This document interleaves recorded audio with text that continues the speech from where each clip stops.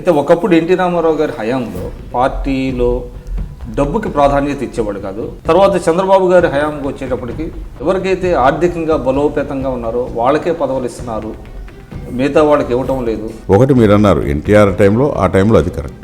తర్వాత బాబు గారు వచ్చిన తర్వాత సామాజిక న్యాయం వీటిల్లో కూడా ఎక్కడ ఎటువంటి లోపం రాలేదు. నిధులు ఇచ్చిన వాళ్ళు కూడా ఊరికినే ఎందుకు ఇస్తారు? ఇప్పుడు మీరు ప్రభుత్వ పరంగా సహాయమైనా చేయాలి, లేదా రాజకీయ గుర్తింపాన్ని ఇవ్వాలి. లేనప్పుడు మనం ఎందుకు వాళ్ళు మీకు ఇవ్వాలి? నిత్యందే తెలుగుదేశం పార్టీలో ఒక అంటే ఒక వాదన ఏంటంటే క్షేత్రస్థాయిలో బలం లేనటువంటి నాయకులకు కూడా పదవులు ఇస్తున్నారు. ఎప్పుడూ కూడా ఒకే రకమైన నాయకులు ఉండరు. ఒక్క శాసనసభ్యులే పార్లమెంట్ సభ్యులతోనే వెళ్ళిపోదు కదా. క్షేత్రస్థాయిలో ప్రజాబలం లేకుండా అక్కర్లేదు. ఇప్పుడు మనం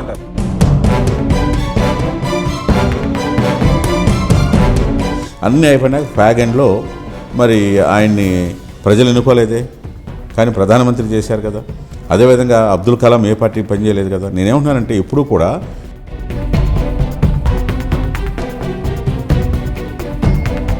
అంటే మీరు పరిటాల రవి గారికి కూడా మీరు సన్నిహితులు. అవునండి. అనంతపురం జిల్లా రాజకీయాలు చూస్తే రవి గారి వర్గం చాలా కొంచెం మదన పడుతున్నది అనేటువంటి వార్తలు వస్తాయి. అంటే అది నేను పైగా ఆయన చేస్తున్నటువంటి కొన్ని కామెంట్స్ కానివ్వండి, దివాకర్ రెడ్డి గారు కొంచెం వెనక్కి వెళ్తే రవి కూడా అసలు రంగప్రవేశం చేయకముందు అనంతపురం జిల్లాలో సామాజిక వర్గంని దృష్టిలో పెట్టుకుని రవి గారి హత్య వెనక దివాకర్ రెడ్డి గారి హస్తం ఉంది అనేటువంటిది కూడా తెలుగుదేశం ఇప్పుడు ఆరోపించింది కదా. రాజకీయాల్లో పర్మనెంట్ శత్రువులు ఉండరు, మిత్రులు ఉంటారు. రవి గారి వర్గం ఈరోజు జేసీ దివాకర్ రెడ్డి గారి వర్గానికి అంటే ద్వితీయ శ్రేణిగా పరిగణించబడుతున్నారు అనేటువంటిది. పరిటాల రవి గారి సన్నిహితులు బాధపడుతున్నారనో లేకపోతే మదన పడుతున్నారనో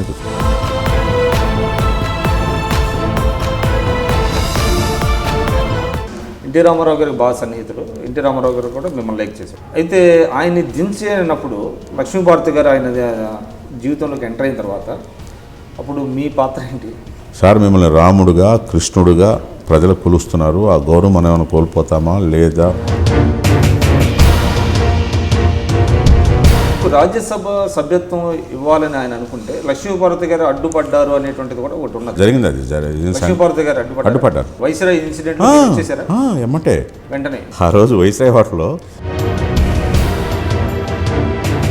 అయితే జనసేన పార్టీ తెలుగుదేశానికి మద్దతు ఇవ్వడంలో చంద్రబాబు గారును పవన్ కళ్యాణ్ గారు కలవడంలో మీరు చాలా కీలకమైనటువంటి పాత్ర పోషించారు అనేటువంటిది ఒకటి. అయితే మా హార్లీ డేవిడ్సన్ షోరూమ్కి వచ్చినప్పుడు మా సన్కి ఆయన 2-3 సార్లు కలిశారు. ఆయన వ్యక్తిత్వం గురించి వీడి గురించి ఏం మాట్లాడాడో తెలియదు, కానీ మా అబ్బాయి చెప్పడం వల్ల నేను ఇన్స్పైర్ అయ్యి నేను ఒకసారి కలిశాను అంతే వెళ్ళి.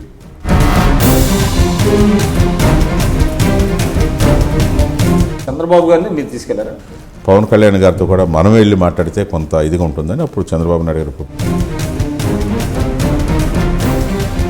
మీ పార్టీలో కొద్దిమంది మాత్రం పవన్ కళ్యాణ్ గారిని విమర్శిస్తున్నారు. మీరేంటంటే ఆయన చేసే విమర్శలనేమో సద్విమర్శలుగా స్వీకరిస్తాం. నేను అది సరే మా నాయకులు ఒప్పుకున్నా లేకపోయినా కింద పవన్ కళ్యాణ్ గారు కూడా క్యాంపెయిన్ చేయటం వల్ల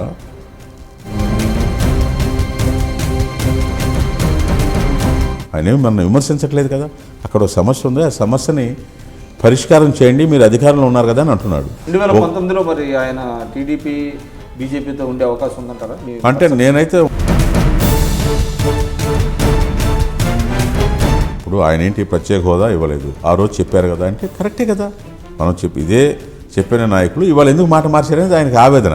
కానీ ఈరోజు మోడీ గారి దగ్గరికి వెళ్ళి స్పెషల్ స్టేటస్ మీద గట్టిగా అడిగే పరిస్థితిలో తెలుగుదేశం లేదు, తెలుగుదేశం వీకెన్ అయింది. వీటికి సమాధానం ఒకటే.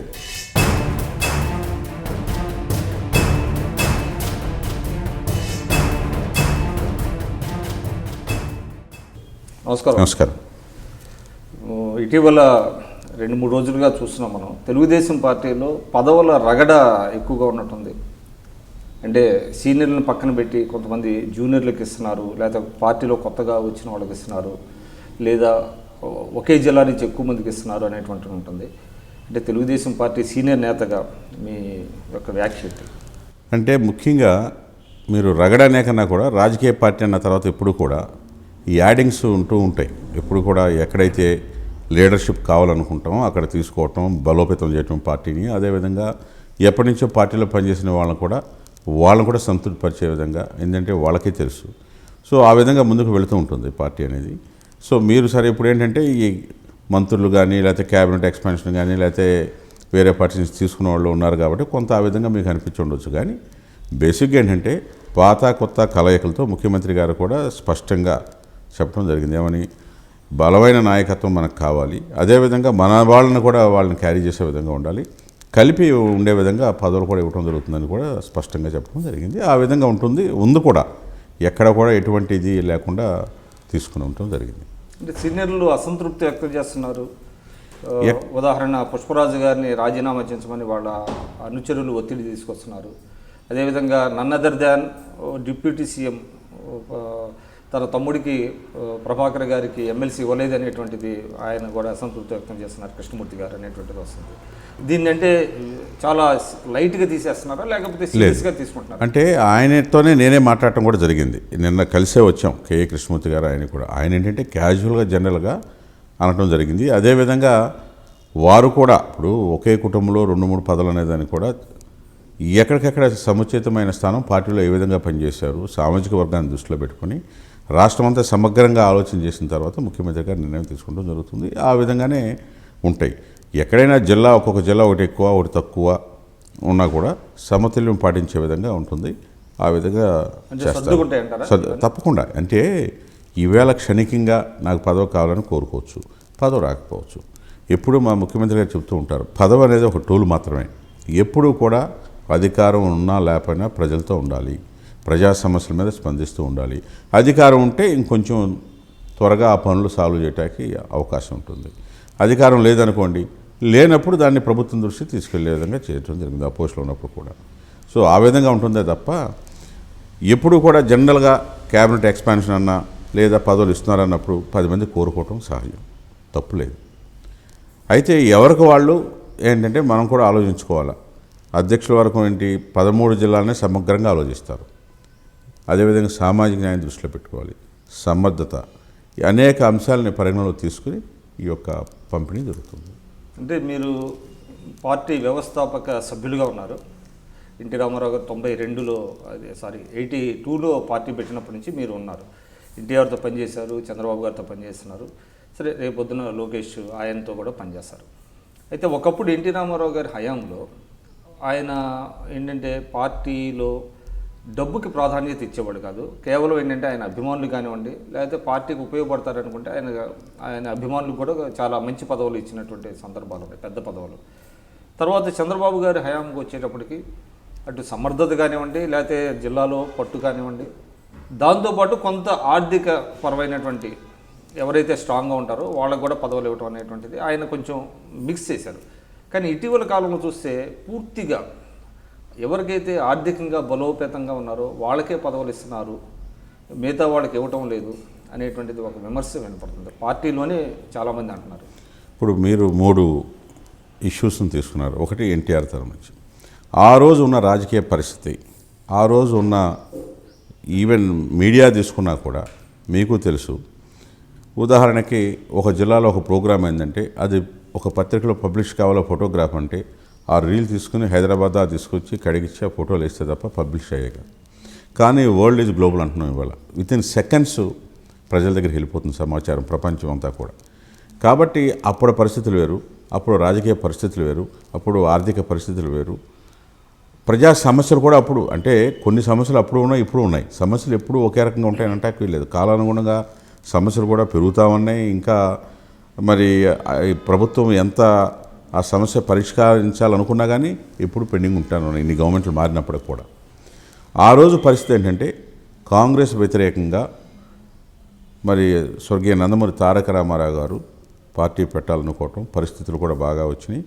ఆయన ఒక సినిమా రంగం నుంచి సినీ నటుడిగా 60 ఏళ్ళు పూర్తి చేసుకున్న సందర్భంగా ప్రజలు నన్ను గుర్తించి ఈ స్థాయికి తీసుకొచ్చారు, ఈ స్థితికి తీసుకొచ్చారు. కాబట్టి నేను ప్రజలకు ఏం చేయాలనే ఉద్దేశంతో 3 అంశాలు నినాదంతో ఆ రోజు వెళ్ళటం జరిగింది. తినటానికి తిండి, కట్టుకుంటానికి బట్ట, ఉంటానికి నిలువు నీడ. సో ఆ విధంగా ఆ రోజు వెళ్ళి మీరన్నట్టుగా స్వచ్ఛమైన రాజకీయాలు, స్వచ్ఛంగా అంటే ఎటువంటి కలుషితం లేకుండా సేవా దృక్పథం ఉండాలనే ఉద్దేశంతోనే ఎవరన్నా వచ్చినా కానీ ఆ రోజు రాజీనామా చేసి మీరు రండి అని కూడా అనటం, వాళ్ళు మళ్ళీ ఎవరైతే చేరారో ఆదయ్య, నారాయణ వాళ్ళు మళ్ళీ వెనక్కి వెళ్ళిపోవడం కూడా జరిగింది. అది ఆ విధంగా అంటే సిద్ధాంతాలు సిద్ధాంతాలు ప్రస్థానం బిగిన్ అయింది. అప్పటికి అది చెల్లుబాటు అయింది. అప్పుడు పరిస్థితి అట్లాగే ఉంది. కానీ తర్వాత నాదెండ్ల భాస్కరరావు గారు వెబ్సైట్ చూశారు. మరి ఏమైంది సిద్ధాంతాలు? ఇప్పుడు నిజంగా కూడా అదే సిద్ధాంతంగా కట్టుబడి ఉండబట్టే, ఇంకా మిగిలి ఉండబట్టే విలువలు ఆ రోజు కూడా ప్రజలు కూడా తిరగబడ్డారు. అంటే నాకు అర్థమైంది ఏంటంటే పదవులను ఏ ప్రాతిపదికన ఇస్తున్నారు? ఎన్టీఆర్ గారు మీరు చెప్పినట్టుగా అప్పుడు డబ్బు అనేది ప్రధానమైనటువంటిది కాదు, ఇప్పుడు కూడా లేదు. నేను అనేది ఏంటంటే డబ్బు కూడా కావాలి రాజకీయాలు అనేది ఒకటే, కానీ డబ్బుతోనే పదవి వస్తుంది అనేది కాదు. ఆ రోజు కూడా ఇప్పుడు మహేంద్రనాథ్ గారు రెవెన్యూ మినిస్టర్ ఇచ్చారు. ఎందుకు? ఆయన సామాజిక వర్గానికి ఇచ్చారు. బాబు గారు కూడా తర్వాత అదేవిధంగా బాబు గారు కూడా బాలయ్య గారిని స్పీకర్ చేశారు, ప్రతిభా భారతిని స్పీకర్ చేశారు. ఇక్కడ సామాజిక వర్గాన్ని కూడా దృష్టిలో పెట్టుకుని ఎక్కడా కొంత కలుషితం అవుతుందంటే ఈ కాంగ్రెస్ పార్టీలో ప్రభుత్వం ఉన్న తర్వాత వాళ్ళు డబ్బులు విపరీతంగా ఖర్చు పెట్టడం. ఉదాహరణకి 2004లో మేము ఎన్నికలకు వెళ్ళినప్పుడు అంతా పార్లమెంట్ సభ్యులందరూ పెద్ద పెద్ద ఇండస్ట్రియలిస్టులు పెట్టి డబ్బు ఖర్చు పెట్టి గెలిచారు అనేది ప్రచారం జరిగింది. అది మీకు తెలుసు. తెనాలి బాలశౌరి అని, విజయవాడ లగడపాటి రాజగోపాలు, రాయపాటి సాంబశివరావు గుంటూరు అని, అంటే పేర్లు చెప్పాక అంటే మీరు కాంగ్రెస్ని ఆ విషయం తర్వాత వద్దాం. అంటే ఇప్పుడు పదవుల ప్రాతిపదికన మనం చెప్తున్నాం. అంటే ముఖ్యంగా కేఈ కృష్ణమూర్తి గారు అంటే నేపథ్యంలో అది విమర్శ కూడా కాదు. అది అంటే ఆయన అసెంబ్లీలో నేను మాట్లాడాను, నిన్న కలిసే వచ్చాం విజయవాడ నుంచి. అసెంబ్లీ అయిపోగానే ఇద్దరం కలిసే వచ్చాం, అనుకోకుండా ఎయిర్పోర్ట్లో కలిసాం. ఏంటి సార్ ఇట్లా అంటే, అయ్యో నేను ఊరికే చిట్ చాట్ లాగా మాట్లాడుతుంటే అసెంబ్లీ కారిడార్లో క్యాజువల్గా అన్నాను. అది ఏమంటే న్యూస్లో వచ్చింది, క్యారీ అయింది.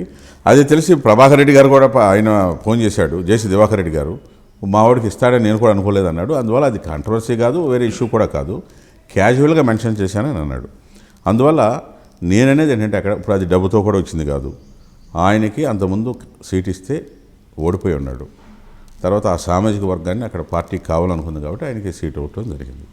కాబట్టి నేననేది ఏంటంటే డబ్బులు అనే దానికన్నా కూడా జిల్లాలని, అదేవిధంగా పార్టీకి చేసిన వారు సేవలు, తర్వాత వాళ్ళ యొక్క సామాజిక వర్గాన్ని, అనేక అంశాలను దృష్టిలో పెట్టుకుని ముఖ్యమంత్రి గారు నిర్ణయాలు తీసుకోవడం జరుగుతుంది. ఒకటి మీరు అన్నారు ఎన్టీఆర్ టైంలో, ఆ టైంలో అది కరెక్ట్. తర్వాత బాబు గారు వచ్చిన తర్వాత సామాజిక న్యాయం వీటిల్లో కూడా ఎక్కడ ఎటువంటి లోపం రాలేదు. కాకపోతే అంటే ఏదైతే పార్టీ రన్ చేయాలంటే లేదు, సంక్షేమ కార్యక్రమాలే కాకుండా ప్రభుత్వ పరంగా పార్టీ పరంగా కూడా, ఇప్పుడు ట్రస్ట్ పెట్టింది మనమే కదా, బ్లడ్ బ్యాంక్ పెట్టింది బాబు గారే కదా, స్కూల్ పెట్టింది బాబు గారే కదా ఎన్టీఆర్ పేరుతో. ఇవన్నీ సేవా కార్యక్రమాలు చేస్తున్నామంటే ఎవరైనా వాలంటరీగా వచ్చి ఆ ట్రస్ట్కి డబ్బులు అంటే ఎప్పుడైనా ట్రస్ట్ రన్ చేయొచ్చు, ఎప్పుడైనా పెట్టవచ్చు, వాళ్ళు ఉండొచ్చు. వాళ్ళు అనుకోకుండా రాజకీయాల్లో కూడా ఉండటం వల్ల వాళ్ళు ఇచ్చారు కాబట్టి పదవి వచ్చిందని అనుకోవచ్చు. కాబట్టి అది అపోహ మాత్రమే, కానీ పదవులు అనేవి లేదు. డబ్బుకి ప్రాధాన్యత అనేది అపోహ మాత్రమే.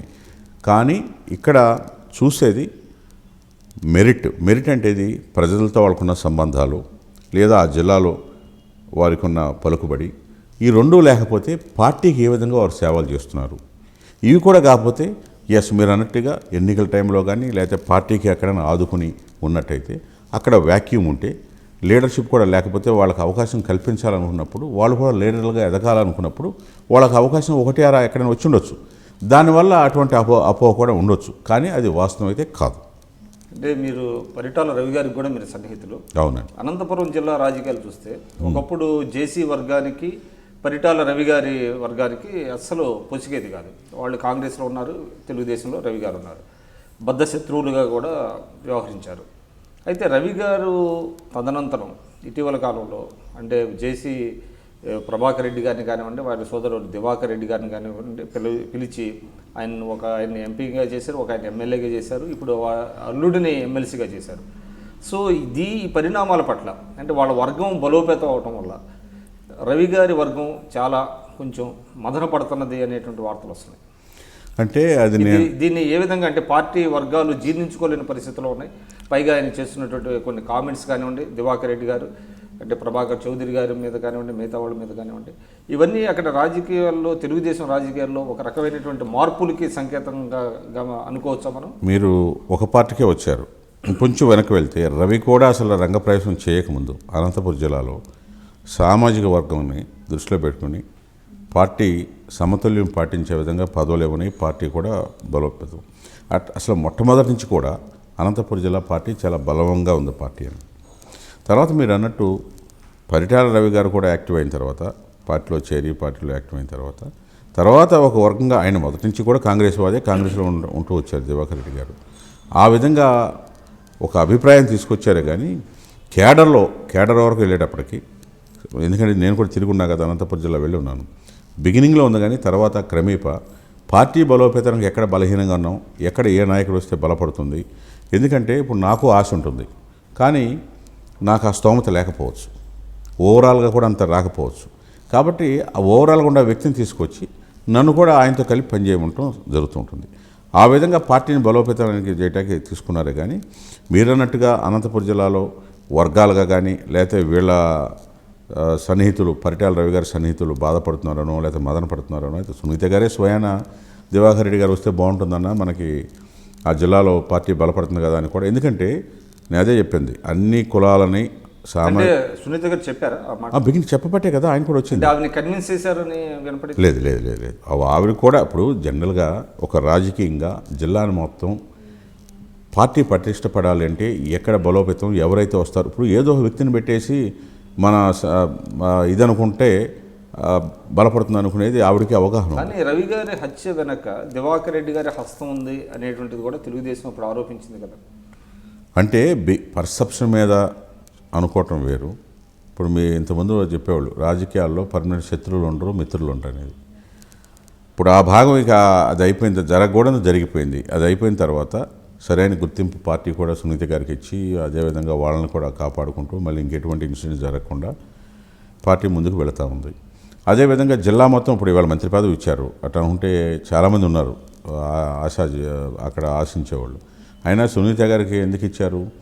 పరిటాల రవి లెగసీ కానీ ఆ లెగసీని తీసుకెళ్ళి ఏదైతే రవి పేదలకి సంక్షేమ కార్యక్రమాలు లేదా ఏ విధంగా చేశాడో నాకు కూడా తెలుసు. ఎందుకంటే సామూహిక వివాహాలు చేసేవాడు ఆయన, ఎంతోమంది పేదలను ఆదుకున్నాడు, డబ్బులు లేకపోతే డబ్బులు ఇచ్చి ఆదుకునేవాడు, చదివించే వాళ్ళకి విద్యార్థులకి అవి లేకపోతే వాళ్ళని చదివించడానికి.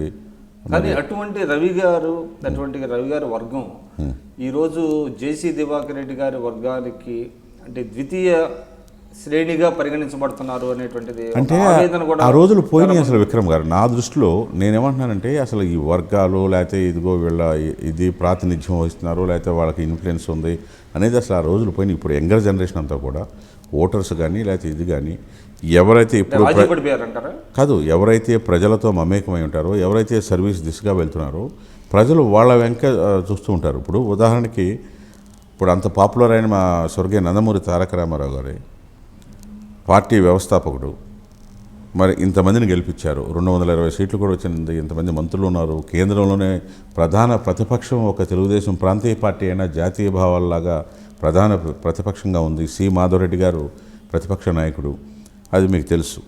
అలాంటి వ్యక్తి కూడా కళాకృతి ఓడిపోయాం కదా. అంటే ఎందుకు చెప్తున్నానంటే అక్కడేం వర్గం ఉందా అంటే ఇప్పుడు మీరు చెప్పే కాలం మారింది మొత్తం, అంటే డైనమిక్స్ మారిపోయినాయి. ఇప్పుడు కావాల్సిందల్లా వాళ్ళకి కావాల్సింది, ముఖ్యంగా ప్రజలకు కావాల్సింది ఒకటి అభివృద్ధి. అంటే అట్లా కదా మీరు స్పష్టంగా పాలిటిక్స్ డైనమిక్స్ మారిపోయినాయా లేకపోతే పాలిటిక్స్ డైనమిక్స్ని మీరు మార్చారా, తెలుగుదేశం మార్చిందా?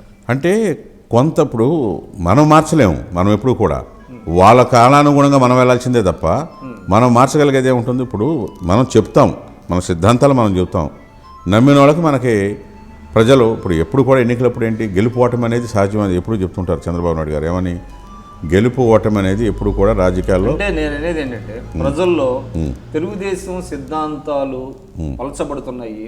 ఎన్టీ రామారావు గారు పెట్టినటువంటి పార్టీ మీరు సిద్ధాంతాలు వాటిని ఏంటంటే కేవలం అధికారం కోసం లేదంటే మారుతున్న కాలానుగుణంగా మార్పులు రావాలనేటువంటి పేరుతో, అంటే ధనవంతులకు కానివ్వండి కోటీశ్వరులకు కానివ్వండి పార్టీ టికెట్లు ఇవ్వటం, పదవులు ఇవ్వటం, అదేవిధంగా ఫిరాయింపులను ప్రోత్సహించడం, ఇవన్నీ కూడా ఏంటంటే పరిస్థితులు మారుతున్నాయి అనేటువంటి ఒక ముసుగులో జరుగుతున్నాయి అనేటువంటిది ఉన్నది. అంటే దాన్ని ఏ విధంగా సమర్థించుకోవాలి? మీరు మూలాలకు వెళ్ళి నన్ను ప్రశ్న వేస్తున్నారు, నేను కూడా సమాధానం చెప్తా ఉన్నా. ఇందులో ఇప్పటికి 35 సంవత్సరాలు పార్టీ పెట్టి అప్పుడున్న పరిస్థితులు తర్వాత లేవు. ఇప్పుడు తెలుగుదేశం అప్పుడు ఎన్టీఆర్ ఉన్నప్పుడు కూడా వేరే పార్టీ నుంచి తీసుకోవడం జరిగింది. నాదెండ్ల భాస్కర్ వచ్చాడు, కాంగ్రెస్ నుంచి వచ్చాడు. అదేవిధంగా చాలామంది నాయకులను కూడా వేరే పార్టీల నుంచి కూడా అప్పుడు తీసుకున్నాం. ఎన్టీఆర్ ఉన్నప్పుడు తీసుకున్నాం. అదేవిధంగా అప్పుడు కొంతమంది ధనవంతులు వచ్చిన వాళ్ళు ఉన్నారు, లేరని కాదు. అంటే కాకపోతే ఏంటంటే రాజశేఖర రెడ్డి తర్వాత ప్రచారం చేయటం వల్ల, మిగతా నాయకులు ప్రచారం చేయటం వల్ల, లేకపోతే వీళ్ళు చేసిన గ్లోబల్ ప్రచారం వల్ల అట్లా పర్సెప్షన్ మీద అనుకుంటున్నారే కానీ, బట్ పార్టీ మూల సిద్ధాంతం అట్లాగే ఉంటుంది.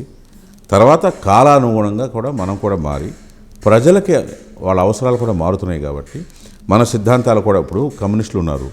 భవిష్యత్తులో పూర్వం చెప్పినట్టుగా ఇప్పుడు వాళ్ళు ఉన్నాయా లేదా అని అంటే వాళ్ళు ఎప్పుడూ ప్రజలతోనే ఉన్నారు.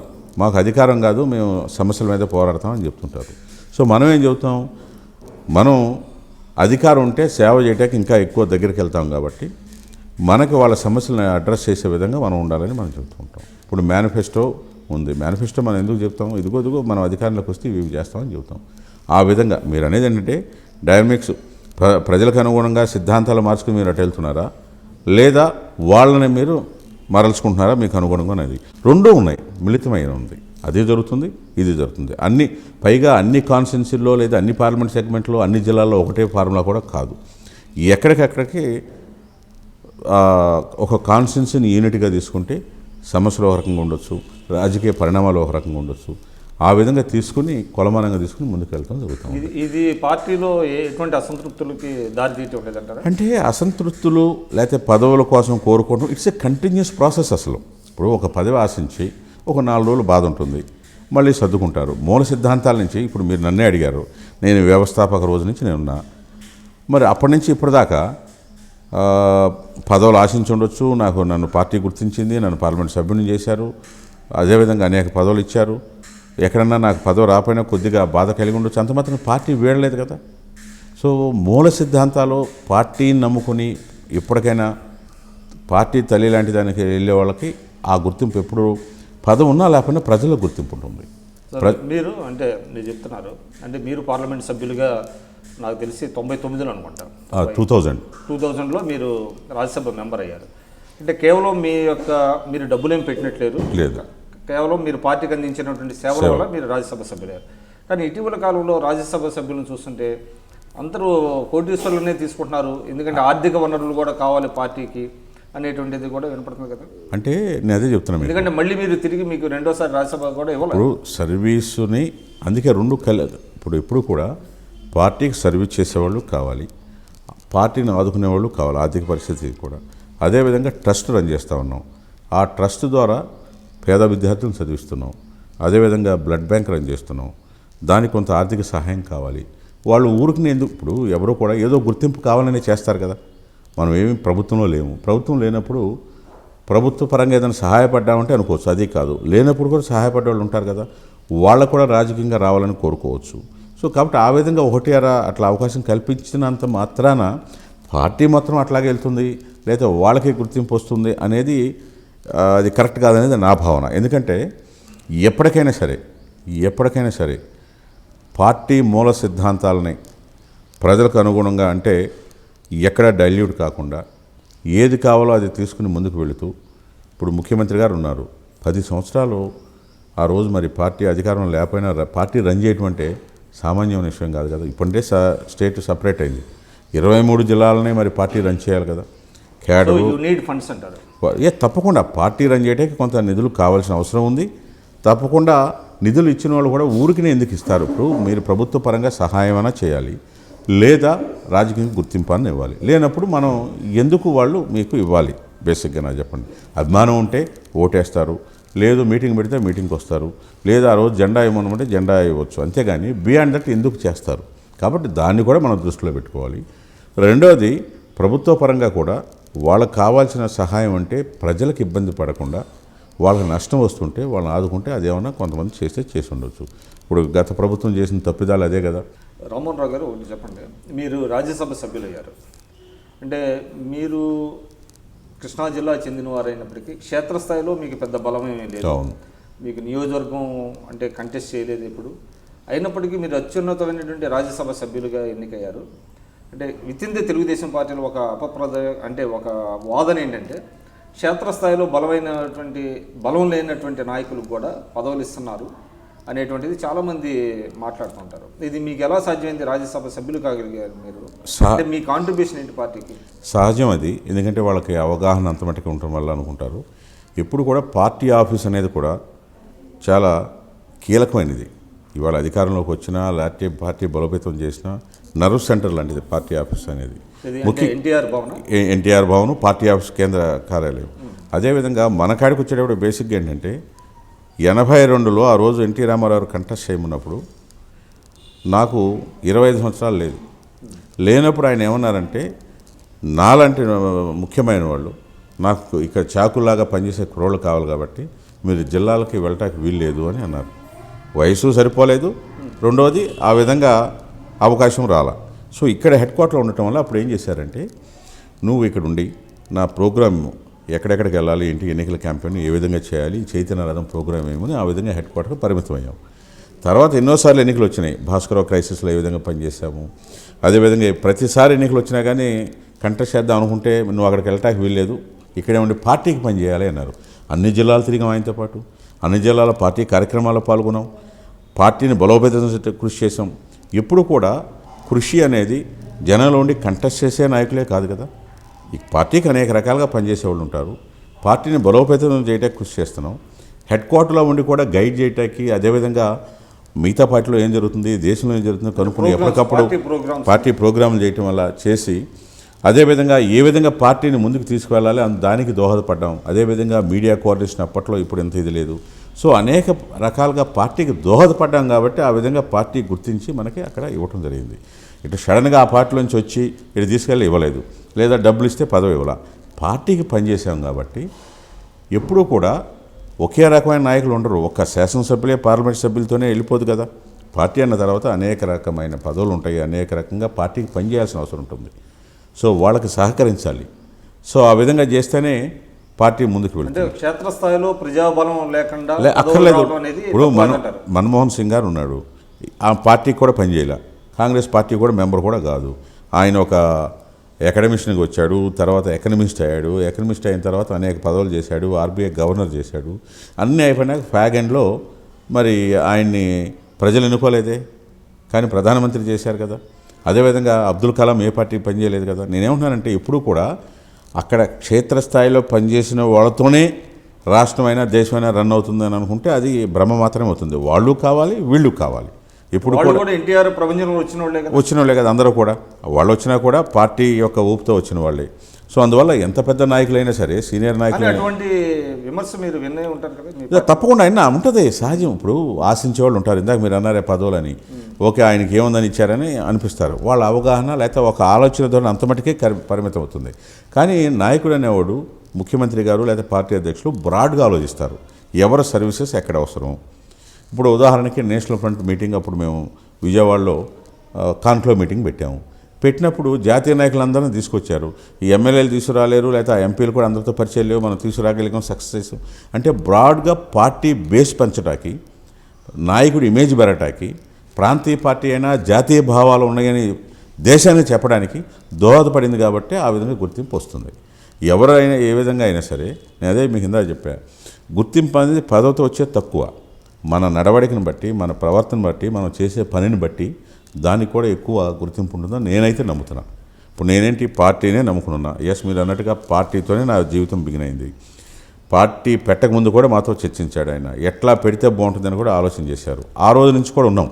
కాబట్టి ఎంత ఉన్నా ఈవేళ నా ఒక్కరితోనో లేదా నలుగురితోనో పార్టీ అవ్వదు. అదేవిధంగా ఆ రోజు నేను వెళ్తానంటే ఆ జిల్లాకి వెళ్ళిపోతే జిల్లాలోనే ముఖ్య నాయకుడిగా ఉండేవాళ్ళం. కానీ ఆయనకేంటి కాదు, నా నమ్మకస్తుడు, నాకు బాగా పనిచేసే వ్యక్తి నా దగ్గర ఉంచుకోవాలని ఆయన భావించాడు. అదేవిధంగా తర్వాత చంద్రబాబు నాయుడు గారు కూడా ఇక్కడుండి ఈ హెడ్ క్వార్టర్లో ఉండి ఈ ప్రోగ్రామ్స్ అన్నీ చేయాలి, ఈ పని ఎవరు చేస్తారని ఆ ఆలోచన ఉంది కాబట్టి వాళ్ళు నన్ను అక్కడ బానివ్వలేదు. సో ఆ విధంగా నేను కూడా ఏంటి, అక్కడైతే ఎక్కడైతే పార్టీ గుర్తిస్తుంది నన్ను, నాకు గుర్తింపు కావాలి కాబట్టి నాకేంటి పని చేయటమే కదా అని నేను కూడా భావించాను. పబ్లిక్ సర్వీస్ అయినా పార్టీ సర్వీస్ అయినా ఒకటే కదా. సో అందువల్ల హెడ్ క్వార్టర్లో పనిచేస్తే వాళ్ళకే పదవులు ఇస్తారు, వాళ్ళకి పదవులు ఇస్తున్నారు అనేది అది ఎవరికైనా ఉన్నా వాళ్ళ మనసులోంచి పోవాల్సిన అవసరం ఉంది. ఎందుకంటే నర్వ్ సెంటర్ లాంటిది పార్టీ అనేది. అక్కడి నుంచి ఏ నిర్ణయాలు తీసుకున్నా చర్చించి జిల్లాలకి, అదేవిధంగా నియోజకవర్గాల్లో ఇంప్లిమెంట్ చేస్తూ ఉంటాం. సార్ మీరు అంటే కృష్ణా జిల్లా వాస్తవ్యులు అనుకుంటా బహుశా. Yes. ఏ నియోజకవర్గం ఇది? గన్నవరం నియోజకవర్గం, పొచ్చలపల్లి సుందరి గారి నియోజకవర్గం. ఓకే. ఆ రోజు నన్ను కంటెస్ట్ చేయమంటే అదే మీకు చెప్పా, 82లో కంటెస్ట్ చేయాల్సి వచ్చినప్పుడు 25 సంవత్సరాలు పూర్తిగా లేవు నాకు. అంటే ఎమ్మెల్యేకి వేయాలంటే కంటెస్ట్ చేయాలంటే 20 సంవత్సరాలు ఉండాలని కూడా నాకు తెలియదు. ఇట్స్ ఎ ఫ్యాక్ట్ అది. మాకు ఏదో రాజకీయంగా ఎమ్మెల్యే అవుదాం, మంత్రి అవుదాం, ఎంపీ అవుదాం రాలా. ఎన్టీఆర్ మీద అభిమానంతో ఎన్టీఆర్ పార్టీ పెడతానన్నారు, ఆయన ముఖ్యమంత్రి కావాలి పని చేద్దామని అట్లా పని చేయటం మొదలుపెట్టామే. కానీ ఒక ఆలోచన ఉండి మా ఫ్యామిలీ రాజకీయాల్లో లేదు, లేదా మేము వేరే ఇదిగా లేదు. పొచ్చలపల్లి సుందరి గారు ఇన్స్పిరేషన్ మాకు, మా కాన్స్టిట్యున్సీ ఆయన కాబట్టి, అక్కడ పనిచేశారు కాబట్టి, కాంగ్రెస్ వ్యతిరేకంగా ఎన్టీ రామారావు పార్టీ పెడతారన్నారు కాబట్టి పెడతారు. ఆయన అభిమానిగా ఈయన ఎప్పటికైనా రాజకీయాల్లో రావాలని కోరుకున్నాము. కాలేజీ రోజులు ఉన్నప్పుడే కుర్రాళ్ళు అందరం కూర్చుని ఎప్పటికైనా ఎన్టీఆర్ ముఖ్యమంత్రి అవ్వాలి ఈ రాష్ట్రానికి అనుకునేవాళ్ళం. అంటే ఆటకాయతలంగా అదేదో. మీరు గండిపేటలో పనిచేశారా? గండిపేటలో కూడా ఉన్నాం, ఇంతకుముందు ఉన్నాం. అసలు పార్టీ పెట్టకముందు గుంటూరులో ఒక సినిమా షూటింగ్కి వచ్చారు, కథానాయక కథ షూటింగ్కి. అక్కడ పరిచయం నాకు ఎన్టీఆర్ గారు. అప్పటి నుంచి కంటిన్యూగా గండిపేట తర్వాత వచ్చింది, పార్టీ పెట్టిన తర్వాత వచ్చింది గండిపేట. గండిపేట అనేది అంతకుముందు లేదు. అధికారంలోకి వచ్చిన తర్వాత తెలుగుదేశం పార్టీ, అంతకుముందు రామకృష్ణ స్టూడియోల నుంచే పార్టీ యాక్టివిటీస్ అన్నీ నడిచాయి. అక్కడ రూమ్ నెంబర్ 9 అని ఉండేది, అందులో కూర్చున్నాడు ఎన్టీఆర్ గారు. ఎన్టీఆర్ మీ ఏ పదవి ఇచ్చారు మీకు మీ సేవలకి గుర్తింపుగా? ఆయన నాకు పార్టీలో కోఆర్డినేటర్గా ఇచ్చారు. అదేవిధంగా police housing corporation first non official chairman పద్ధతి కార్పొరేషన్. అప్పటిదాకా దానికి ఎవరో నాన్ అఫీషియల్ చైర్మన్ చేయాల. కానీ నాకు, ఎందుకంటే నేను 87, 82 అధికారంలోకి వచ్చింది. 83 అదే 82 పార్టీ పెట్టారు. 83లో అధికారం రాగానే మాకు అసలు అది చెప్పాక అసలు రాజకీయాలు తెలియదు, పవర్ తెలియదు. ఆ ఎమ్మెల్యే అన్న ఎంపీ అయినా ఆయన కంటెస్ట్ చేయమన్నాడు, వయసు లేదు అనుకున్నాం. రోజు వెళ్ళటం, పార్టీ పని చేయటం, ఆయన ఏం చెప్తే చేసుకుంటూ రావటం, అట్లా వస్తూ ఉన్నాం. తర్వాత పార్టీ ఏ విధంగా ముందుకు తీసుకెళ్ళాలి ఏంటి అనుకుంటుండగా ఇమీడియట్గానే ఈ భాస్కర్ క్రైసిస్ అదొక మళ్ళీ 6 నెలలు పోయింది. మళ్ళీ ఎన్నికలు వచ్చాయి, మళ్ళీ ఎన్నికలు, మళ్ళీ ప్రోగ్రామ్ వేయటం. ఇక ఇది కంటిన్యూ చేయని అయిపోయిన తర్వాత ఎప్పుడైతే నేషనల్ ఫ్రంట్ ఇవి పెట్టామో, వీపీ సింగ్ ఎలక్షన్కి నేను 40 రోజులు పనిచేశాను. అప్పుడు వీపీ సింగ్ గారు కూడా ఎన్టీఆర్ని అడిగాడు, రామ్మోహన్ నాకు అప్పచెప్పండి, మేము ఢిల్లీలో ఉపయోగించుకుంటాం వారి సేవలని. నో అన్నాడు. ఆ తర్వాత ఆయన ఏంటంటే ఇక మళ్ళీ వీళ్ళు ఎక్కడ మన ఇచ్చేస్తారని పోలీసు నాకు చెప్పకుండానే ఆయనే పోలీస్ హౌసింగ్ కార్పొరేషన్ చైర్మన్ 87లో చేశారు. 87లో నన్ను 2 ఇయర్స్ ఉన్నాం, 87, 88 కూడా. సో పోలీస్ హౌసింగ్ చైర్మన్గా ఉన్నప్పుడు కూడా అనేకమైన కార్యక్రమాలు, ఎందుకంటే ఎన్టీఆర్ గారికి పోలీస్ వ్యవస్థ మీద ఈవేళ కాదు, ఆయన సినిమా నటుడిగా ఉన్నప్పుడే ఈ యొక్క పోలీస్ వెల్ఫేర్ కోసం నిధులు కలెక్ట్ చేసి వాళ్ళకి అందజేసిన దాఖలాలు ఉన్నాయి. మన దగ్గర ఉన్నాయి, అవి కూడా ప్రూఫ్ ఉన్నాయి. కాబట్టి ఆ పోలీస్ క్వార్టర్స్ కోసం ఏ విధంగా మనం చేసాం ఏంటి, రాష్ట్రం మొత్తం మీద ఎక్కువగా నేనున్నప్పుడే బాగా యాక్టివిటీస్ పెట్టాం. పోలీస్ స్టేషన్స్ కానీ, అసలు పోలీస్ స్టేషన్ అంటే ఎరుపు రంగు ఎందుకు ఉండాలి, సో మంచి వాతావరణం ఉండొచ్చు కదా, క్రైమ్ జరిగినప్పుడు దాన్ని ఏ విధంగా అడ్రస్ చేయాలో కూడా ప్రాపర్గా అడ్రస్ చేస్తే సరిపోతుంది. అప్పుడు అంటే మీరు పార్టీలో బాగా ఇన్వాల్వ్ అయి ఉన్నారు కాబట్టి, ఎన్టీ రామారావు గారు అధికారంలోకి వచ్చిన తర్వాత 3 ప్రధానమైనటువంటి పవర్ సెంటర్స్ ఉన్నాయి అనేవాళ్ళు. ఒకటేమో చంద్రబాబు నాయుడు గారిది, ఒకటి దగ్గుబాటి వెంకటేశ్వరరావు గారిది, ఒకటి ఉపేంద్ర గారిది అనేది. మీరు ఉపేంద్ర గారి వర్గం అనేటువంటి ప్రచారం ఉండేది, ఎంతవరకు వాస్తవం? అంటే ఉపేంద్ర కూడా తర్వాత పార్టీలోకి వచ్చాడు కదా, 82 పార్టీ పెట్టే ముందు మీకు అదే చెబుతున్నాము. ఇది పర్సెప్షన్ మీద అనేక రకాలుగా ఉంటారు. ఏది అంటే మీరు ఉపేంద్ర గారి వర్గం కదా? అసలు వర్గం ఎక్కడికి వచ్చింది? నేను ఎన్టీ రామారావు వర్గం. మా వర్గాలు ఉండవు, ఉండేది పార్టీ మూలాల నుంచి ఉన్న వాళ్ళకి ఒకటే పార్టీ, మెయిన్ పార్టీ. కానీ ఆయన ఉపేంద్ర గారు కూడా తన ఆత్మకథలో పార్టీ మొదట జనరల్ సెక్రటరీ. ఆత్మకథలో కూడా ఏం చెప్పలేదే, మన పేరు ఎక్కడ రాలేదే. కాదు అంటే చంద్రబాబు గారి వర్గం ఉండేది, దగ్గుబాటి గారి వర్గం అని ఎట్లా అంటారు? ఇప్పుడు కంపేర్ చేసుకోవటమే తప్పు. ఎన్టీ రామారావు గారు సన్నిల్ ఆయన ఒకటి. రెండవది, ఎన్టీఆర్ పార్టీకి పెట్టకముందే మంత్రిగా చేశాడు ఆయన.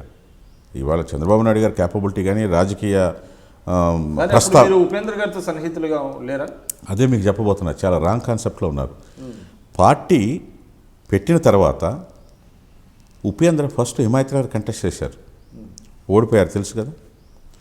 పార్టీ పెట్టినాక ఎన్ని రోజుల తర్వాత ఆగస్టులో వచ్చాడు ఆయన, ముందు లేడు ఆయన.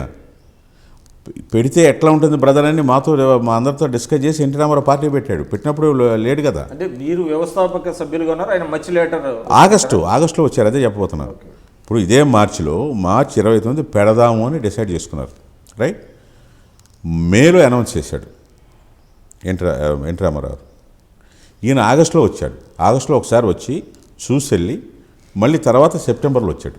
వచ్చి కంటిన్యూగా ఉన్నాడు. అయితే ఏంటంటే అప్పటికే నాదెండ్ల భాస్కరరావు, ఇప్పుడు ఎన్టీ రామారావు గారికి ఈ కుతంత్రాలు ఈ యొక్క ఇది తెలియదు. అయితే అప్పుడు భాస్కరరావు గారు ఈ క్రైసిస్ దీని తర్వాత ఏమైందంటే ఈయన సన్నిహితంగా ఉండటం వల్ల, అసోసియేట్ అయి ఉండటం వల్ల ఈయనకి ఎన్టీ రామారావు వర్గంగా, భాస్కరరావు వర్గంగా కొంతమంది శాసనసభ్యులు ఉన్నారని అట్లా ప్రచారం జరుగుతుండేది. ఇవన్నీ కూడా కొన్ని వాస్తవాలు, కొన్ని పర్సెప్షన్. ఇద్దరు అల్లుళ్ళకి చెరువు గ్రూప్ అంటే ఏముండేది కదా అప్పటికి అసలు అది లేదు కదా, నేను అది చెప్పబోతున్నా. తర్వాత ఏమైంది, దగ్గుపాటి గారు కూడా పార్టీలో ఉన్నారు కదా. అప్పుడు దగ్గుపాటి గారు ఉన్నారు, ఉపేంద్ర తర్వాత వచ్చాడు, అందరూ పనిచేశారు. పార్టీ అధికారంలోకి వచ్చింది. వచ్చిన తర్వాత రాగానే నారాయణ గౌడ్ చనిపోవటం వల్ల హిమాయత్ కాన్స్టిట్యున్సీకి ఉపేంద్ర కంటెస్ట్ చేస్తే 30,000 మెజార్టీతో గెలిచిన గౌడు మళ్ళీ 35,000 మెజార్టీతో ఓడిపోయాం. ఎందుకు? అప్పుడే భాస్కరరావు ప్రభుత్వంలో కానీ పాలదార పెంచారని, అప్పటికే గ్రూపులు ఉన్నాయని, ఇట్లా రకరకాల మేజర్ ఎంప్లాయీస్ చేయటం, ఇట్లా ఈ నిర్ణయాలు తీసుకునే విధంగా ఆయన చేశాడు అనేది కూడా, అంటే గవర్నమెంట్కి చెడ్డ పేరు వచ్చే విధంగా చేశారు అనేది అట్లా ఆ విధంగా అనుకునేవాళ్ళు. ఇప్పుడు అప్పటికి మా వయసు ఎంత, మా అవగాహన ఎంత ఉంటుంది, ఎవరైతే చెప్తే అదే కదా. సో ఉపేంద్ర ఏంటంటే అప్పుడు ఫస్ట్ జనరల్ సెక్రటరీ. ఇప్పుడు పార్టీ ఆఫీసు హిమాయత్నగర్కి షిఫ్ట్ అయ్యాం. రామకృష్ణ స్టూడియో నుంచి హిమాయత్నగర్లో పెట్టాం. పెట్టినప్పుడు ఏంటి, ఎన్టీఆర్ పార్టీ జనరల్ సెక్రటరీ ఎవరుంటే అక్కడ పార్టీ కార్యక్రమాలు చేయాలి కాబట్టి పార్టీ ఆఫీసులు ఉండటం వల్ల జనం ఈయన దగ్గర లేకపోతే ఆయన దగ్గర అట్లా అనుకుని ఉండొచ్చు. బట్ అది కాదు. వర్గం అసలు కెరీర్ బిగిన్ అయిందే ఎన్టీఆర్తో బిగిన్ అయితే వర్గాలు లేవు కానీ పార్టీలు ఉండే కదా అంటే అనుకునేవాళ్ళు. ఇప్పుడు ఎట్లా ఉంటుందంటే ఒక 4 సీట్లు ఇచ్చారనుకోండి, 4 మంది వెళ్ళి కలిస్తే ఈయన ఆయన వర్గం అని అంటారు, డాక్టర్ గారి వర్గం అని, ఈయన వర్గం అని అనుకుని ఉండొచ్చు. బట్ వర్గాల కన్నా కూడా నేనది అందరూ మీరు మాత్రం ఎన్టీఆర్తోనే ఉన్నారు, ఎన్టీఆర్తోనే. సో అందువల్ల ఈ వర్గ ఇప్పుడు అందరూ బాగానే ఉండేవాడు. వర్గం అని ఏముంది, డాక్టర్ గారు నాతో బాగానే ఉండేవాడు, బాబు గారు బాగానే ఉండేవాడు మొదటి నుంచి. ఉపేంద్ర గారు మీకు అంటే మీ వ్యాపారానికి లైసెన్స్ ఇచ్చారని ఒక అసలు లైసెన్స్ ఇవ్వడా కాదు, ఎవరో గవర్నమెంటా, దేనికి సంబంధం? దీనికి సంబంధం లేదు కదా, ప్రైవేట్ వ్యాపారాలు కదా, ప్రైవేట్ వ్యాపార సంస్థలు కదా. ఇప్పుడు నేను చేసే బిజినెస్ అయినా అప్పట్లో అది కూడా తెలియాలి. ఇప్పుడేంటి, రాజకీయాలు ఉన్నప్పుడు రాజకీయాన్ని వ్యాపారం చేసుకునే పెద్ద మనుషులు కొంతమంది ఉండొచ్చు. కానీ మన జీవనోపాధికి మనం చేసుకుని మన సంపాదన మన కాళ్ళ మీద మనం నిలబడి, మన ఖాళీ టైమో లేకపోతే మన అంటే ప్రజల మీద భారం పడకుండా, పార్టీ మీద భారం పడకుండా, ఇంకోళ్ళ దగ్గర దేహాన్ని అడుక్కోకుండా మన కాళ్ళ మీద నిలబడాలనే ఉద్దేశంతో ఆ రోజు ఎన్టీఆర్ రామారావు గారు బోధించేవాళ్ళు మాకు. మీ వ్యాపారాలు మీరు చూసుకుని మిగతా టైంలో పార్టీ పనిచేస్తారని చెప్పారు. 100% చెప్పారు. బాబు గారు కూడా చెప్పాడు ఎన్నోసార్లు. ఎప్పుడూ కూడా మన వ్యాపారం మనకు ఉండాలి, అది ప్రజలకి ఎటువంటి ఇది లేకుండా ఉండాలి. అప్పుడు ఏమిటంటే, ఇప్పుడు వ్యాపారం చేసుకోవడం తప్పని ఎవరు అనరు.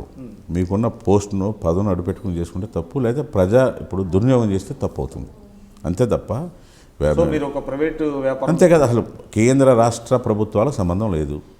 ప్రోడక్ట్ బాగుంటే కొనుక్కెళ్తాడు, సర్వీస్ బాగుంటే వస్తారు, లేకపోతే లేదు. ఎట్లా ఇప్పుడు మీరు వెళ్ళి అడగండి, ఇన్ఫ్లుయెన్స్ చేస్తాడు, ఇస్తాడా? బండి అమ్మ ఇప్పుడు ఎప్పుడు కూడా ఏంటి, 2 వీలర్స్ బిజినెస్. 2 వీలర్స్ బిజినెస్ అనేది మార్కెట్లో మీరు మార్కెట్ చేసి అమ్మాలి. ప్రోడక్ట్ బాగుంటే వాళ్ళు కొంటారు, మన దగ్గర స్కిల్స్ ఉంటే ఇంకొంచెం 4 ఎక్కువ అమ్మగలుగుతారు. సర్వీస్ బాగుంటే మళ్ళీ వస్తుంటాడు, లేకపోతే రాదు. అందువల్ల ఇది ఉపేంద్ర చెప్తే వాళ్ళు కొనరు, లేకపోతే మీరు కొనమన్నా మీరు కొనరు. ప్రోడక్ట్ బాగా, ఇప్పుడు మీ యూట్యూబే ఉంది, క్వాలిటీ ఉంటే చూస్తారు, లేకపోతే చూడరు.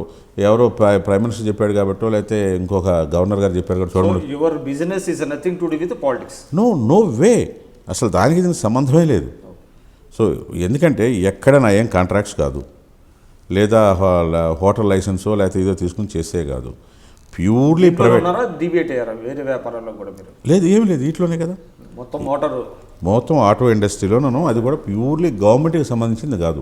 గవర్నమెంట్ సంబంధం ఏంటి, మీరు కాంట్రాక్ట్లో లేకపోతే టెండర్లో లేకపోతే ఇంకేదైనా చేస్తే, లేదా సప్లై ఏదో ఉంటుంది కదా, గవర్నమెంట్ సప్లై చేసుకుంటుంటారు ఎక్విప్మెంటు, లేకపోతే అవి ఏదైనా ఉంటే పోనీ మిస్యూజ్ పవర్ నడ్డు పెట్టుకున్నాడు అంటారు. సో అది మీరు ఏనాడు కాంట్రవర్సీలు లేరు. ఉండను, మొదటి నుంచి కూడా నా నేచరే. నాకేంటంటే మీకు అదే చెప్పా, కెరియర్ బిగినింగే సుందరయ్య గారి కాన్సెప్ట్. సుందరయ్య గారు ఏంటి, సర్వీస్ ఓరియంటెడ్. ఆయన ప్రిన్సిపల్స్ కొన్ని అంటే అన్నీ నేను అంత సిద్ధాంతాలు ఆయనలాగా మనం ఏమి చేయలేదు. కానీ రాజకీయంగా డబ్బు సంపాదిస్తే మాత్రం డెఫినెట్గా చెడ్డ పేరు వస్తుంది అనేది నాకు మొదటి నుంచి కూడా ఉంది. ఎక్కడ మనం ఆశించలా, ఎవరికి చేయలే. సో అందువల్ల మన వ్యాపారం మనం చూసుకుంటూ మన కుటుంబాన్ని మనం నడుపుకుంటూ పార్టీకి పనిచేసాం. పార్టీ గుర్తించి పదవులు ఇచ్చింది. పదవులకు ఇవన్నీ తెచ్చామే కానీ ఎక్కడా కూడా ఇప్పుడు పార్లమెంట్లో కూడా పింగళ వెంకయ్య గారి పేరు ఫస్ట్ నేను ప్రస్తావన. అంటే మీరు పార్టీ పెర్ఫార్మెన్స్ అంటే నేను ఎందుకు చెప్తున్నా తెలుగుదేశం పార్టీకి సంబంధించి ప్రజల్లో అనేక రకమైనటువంటి అభిప్రాయాలు వ్యక్తుల మీద కానివ్వండి పార్టీ ఉంటాయి, సహజం. ఇప్పుడు అవగాహన లేక ఇప్పుడు వచ్చిన యంగర్ జనరేషన్ ఉంది, వాళ్ళకి రామున్నారు ఏంటి అనేది తెలియకపోవచ్చు. ఏంటి రేపు ఏదైనా పదవి ఇస్తే ఆయనకి ఏంటంటే ఇచ్చారనుకోవచ్చు. ఎందుకంటే నేను చేసింది తెలియదు వాళ్ళకి. అదే మేము చెప్తాం, మీకు రాజ్యసభ సభ్యత్వం ఇచ్చారు, వచ్చింది 2000 సంవత్సరంలో. అంటే మీకు రాజ్యసభ సభ్యత్వం రావడంలో అంటే మీరు ఈనాడు రామోజీరావు గారికి సమీప బంధువు అని ఆయన ఇన్ఫ్లుయెన్స్ చేస్తే వచ్చింది అనేటువంటిది. ఇట్లాగే ఇప్పుడు ఉపేంద్రకి ఎట్ట క్లోజ్ అనుకున్నారో అట్లాగే అనుకుంటూ ఉండొచ్చు. ఇప్పుడు నేనేంటి అందరు మీడియాలతో నా రోల్ ఏంటి, అప్పట్లో మీడియా చూస్తుండేవాడిని. State secretary press and publicity అంటే మీడియాకి వెళ్ళి ఫోటోలు ఇవ్వటం, స్టేట్మెంట్లు ఇవ్వటం, మనం ఇవ్వటం, ఇట్లా చేసేవాళ్ళం. అందరు మీడియా కూడా తెలుసు నాకు. సో పర్సెప్షన్ మీద అనుకున్న దానికి మనం ఏం చేయలేము. రామోజీరావు గారి ఇన్ఫ్లుయెన్స్ ఏం లేదంట. లేదు, పార్టీ గుర్తించి, పార్టీ చంద్రబాబు నాయుడు గారు నాకు గుర్తించారు, పార్టీ ఇచ్చింది. సో ఒకటి. రెండు, నేను అదే చెప్పేది, ఇప్పుడు 10 సార్లు ఒక వ్యక్తితో మనం కలిస్తే ఈయన ఆయన క్లోజ్ అనుకుంటారు, దాన్ని మనం ఏం చేయలేము. అనేక మంది అనేక రకాలుగా అనుకుంటారు. నేను అదే చెప్పేది, సర్వీస్ మీద వచ్చేది దానికే గుర్తింపు ఉంటుంది. టాలెంట్ లేకపోతే మీ దగ్గర ఎక్కడ రాదు. ఆ విధంగా ఆ రోజు మన సర్వీసు పార్టీకి చేశాం కాబట్టి గుర్తింపు. ఎందుకంటే అంతకుముందే ఎన్టీఆర్ నాకు ఇస్తానన్నదే ఇంకొక వ్యక్తికి ఇవ్వడం అది బాబు గారికి తెలుసు కాబట్టి, ఆ రోజు నాకు అన్యాయం జరిగిందని ఆయన తెలుసు కాబట్టి ఆయనకి ఇవ్వదలుచుకున్నారు. ఇప్పుడు ఎమ్మెల్సీ అన్నారు, ఎమ్మెల్సీ అందరికీ ప్రజాదరణ ఇస్తున్నాం. ప్రొఫెసర్ లక్ష్మణ్కి ఇచ్చాం. ఆయన ప్రొఫెసర్కి ఎందుకు ఇచ్చారు అని అంటే, ఎక్కడ పనిచేశాడు ఆయన ఏంటంటే ఆయన ప్రజలతో సంబంధంలోనే అంటే శశిభూషణరావుకి ఇచ్చాం. అనేక మందికి మనం ఇచ్చాం. దట్ డజంట్ మీన్ మనకి అంటే సామాజిక వర్గాన్ని దృష్టిలో పెట్టుకుని, పార్టీకి చేసిన సేవలు దృష్టిలో పెట్టుకుని పార్టీ గుర్తిస్తుంది. సో అందరూ జనంలోనే ఉండక్కర్లా. అందరూ మీరు ఎంపీ అయిన తర్వాత తెలుగుదేశం జాతీయ స్థాయిలో దానికి ఒక గుర్తింపు రావడానికి కానివ్వండి, విస్తరించడానికి, పరిచయం పెట్టడానికి అంతకుముందే ఎట్లా ఉందంటే, ఎందుకు ఇచ్చారంటే అది కూడా మీకు చెప్తా. ఫస్ట్ కాన్క్లేవ్ మీటింగ్ విజయవాడలో పెట్టినప్పుడు జాతీయ స్థాయిలో నాయకులను తీసుకురావడంలో మన పాత్ర ఉంది. అప్పుడు ఉన్నప్పుడు ఆ నాయకులు తీసుకొచ్చి సెకండ్ కాన్క్లేవ్ మీటింగ్ కాశ్మీర్లో పెట్టాం, థర్డ్ కాన్క్లేవ్ మీటింగ్ కలకటాలో పెట్టాం, ఫోర్త్ కాన్క్లేవ్ మీటింగ్ చెన్నైలో పెట్టాం, ఫిఫ్త్ ఢిల్లీలో పెట్టాం.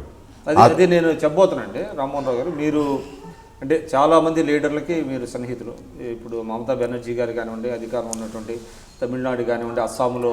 అసలు నాకు అధికారంతో సంబంధం లేదు. ఏ విధంగా మీరు ఆ రిలేషన్స్ డెవలప్ చేసుకున్నారు? ఇదే ఇష్యూస్ని షేర్ చేసుకుంటాం. బెంగాల్ అయితే మమతా బెనర్జీ మా కొలీగ్, అప్పుడు రైల్వే మినిస్టర్గా ఉంది, ఉన్నప్పుడు తనకున్న సమస్యల మీద వీటి మీద ఎప్పుడు కూడా సబ్జెక్టులు షేర్ చేసుకుంటే, రాజకీయంగా చర్చిస్తున్నప్పుడు మీ దగ్గర బ్రాడ్ మైండ్ ఏంటంటే నాయకులు ఆటోమేటిక్గా అందరూ పార్టీలకు అతీత విధంగా కూడా లైక్ చేస్తారు.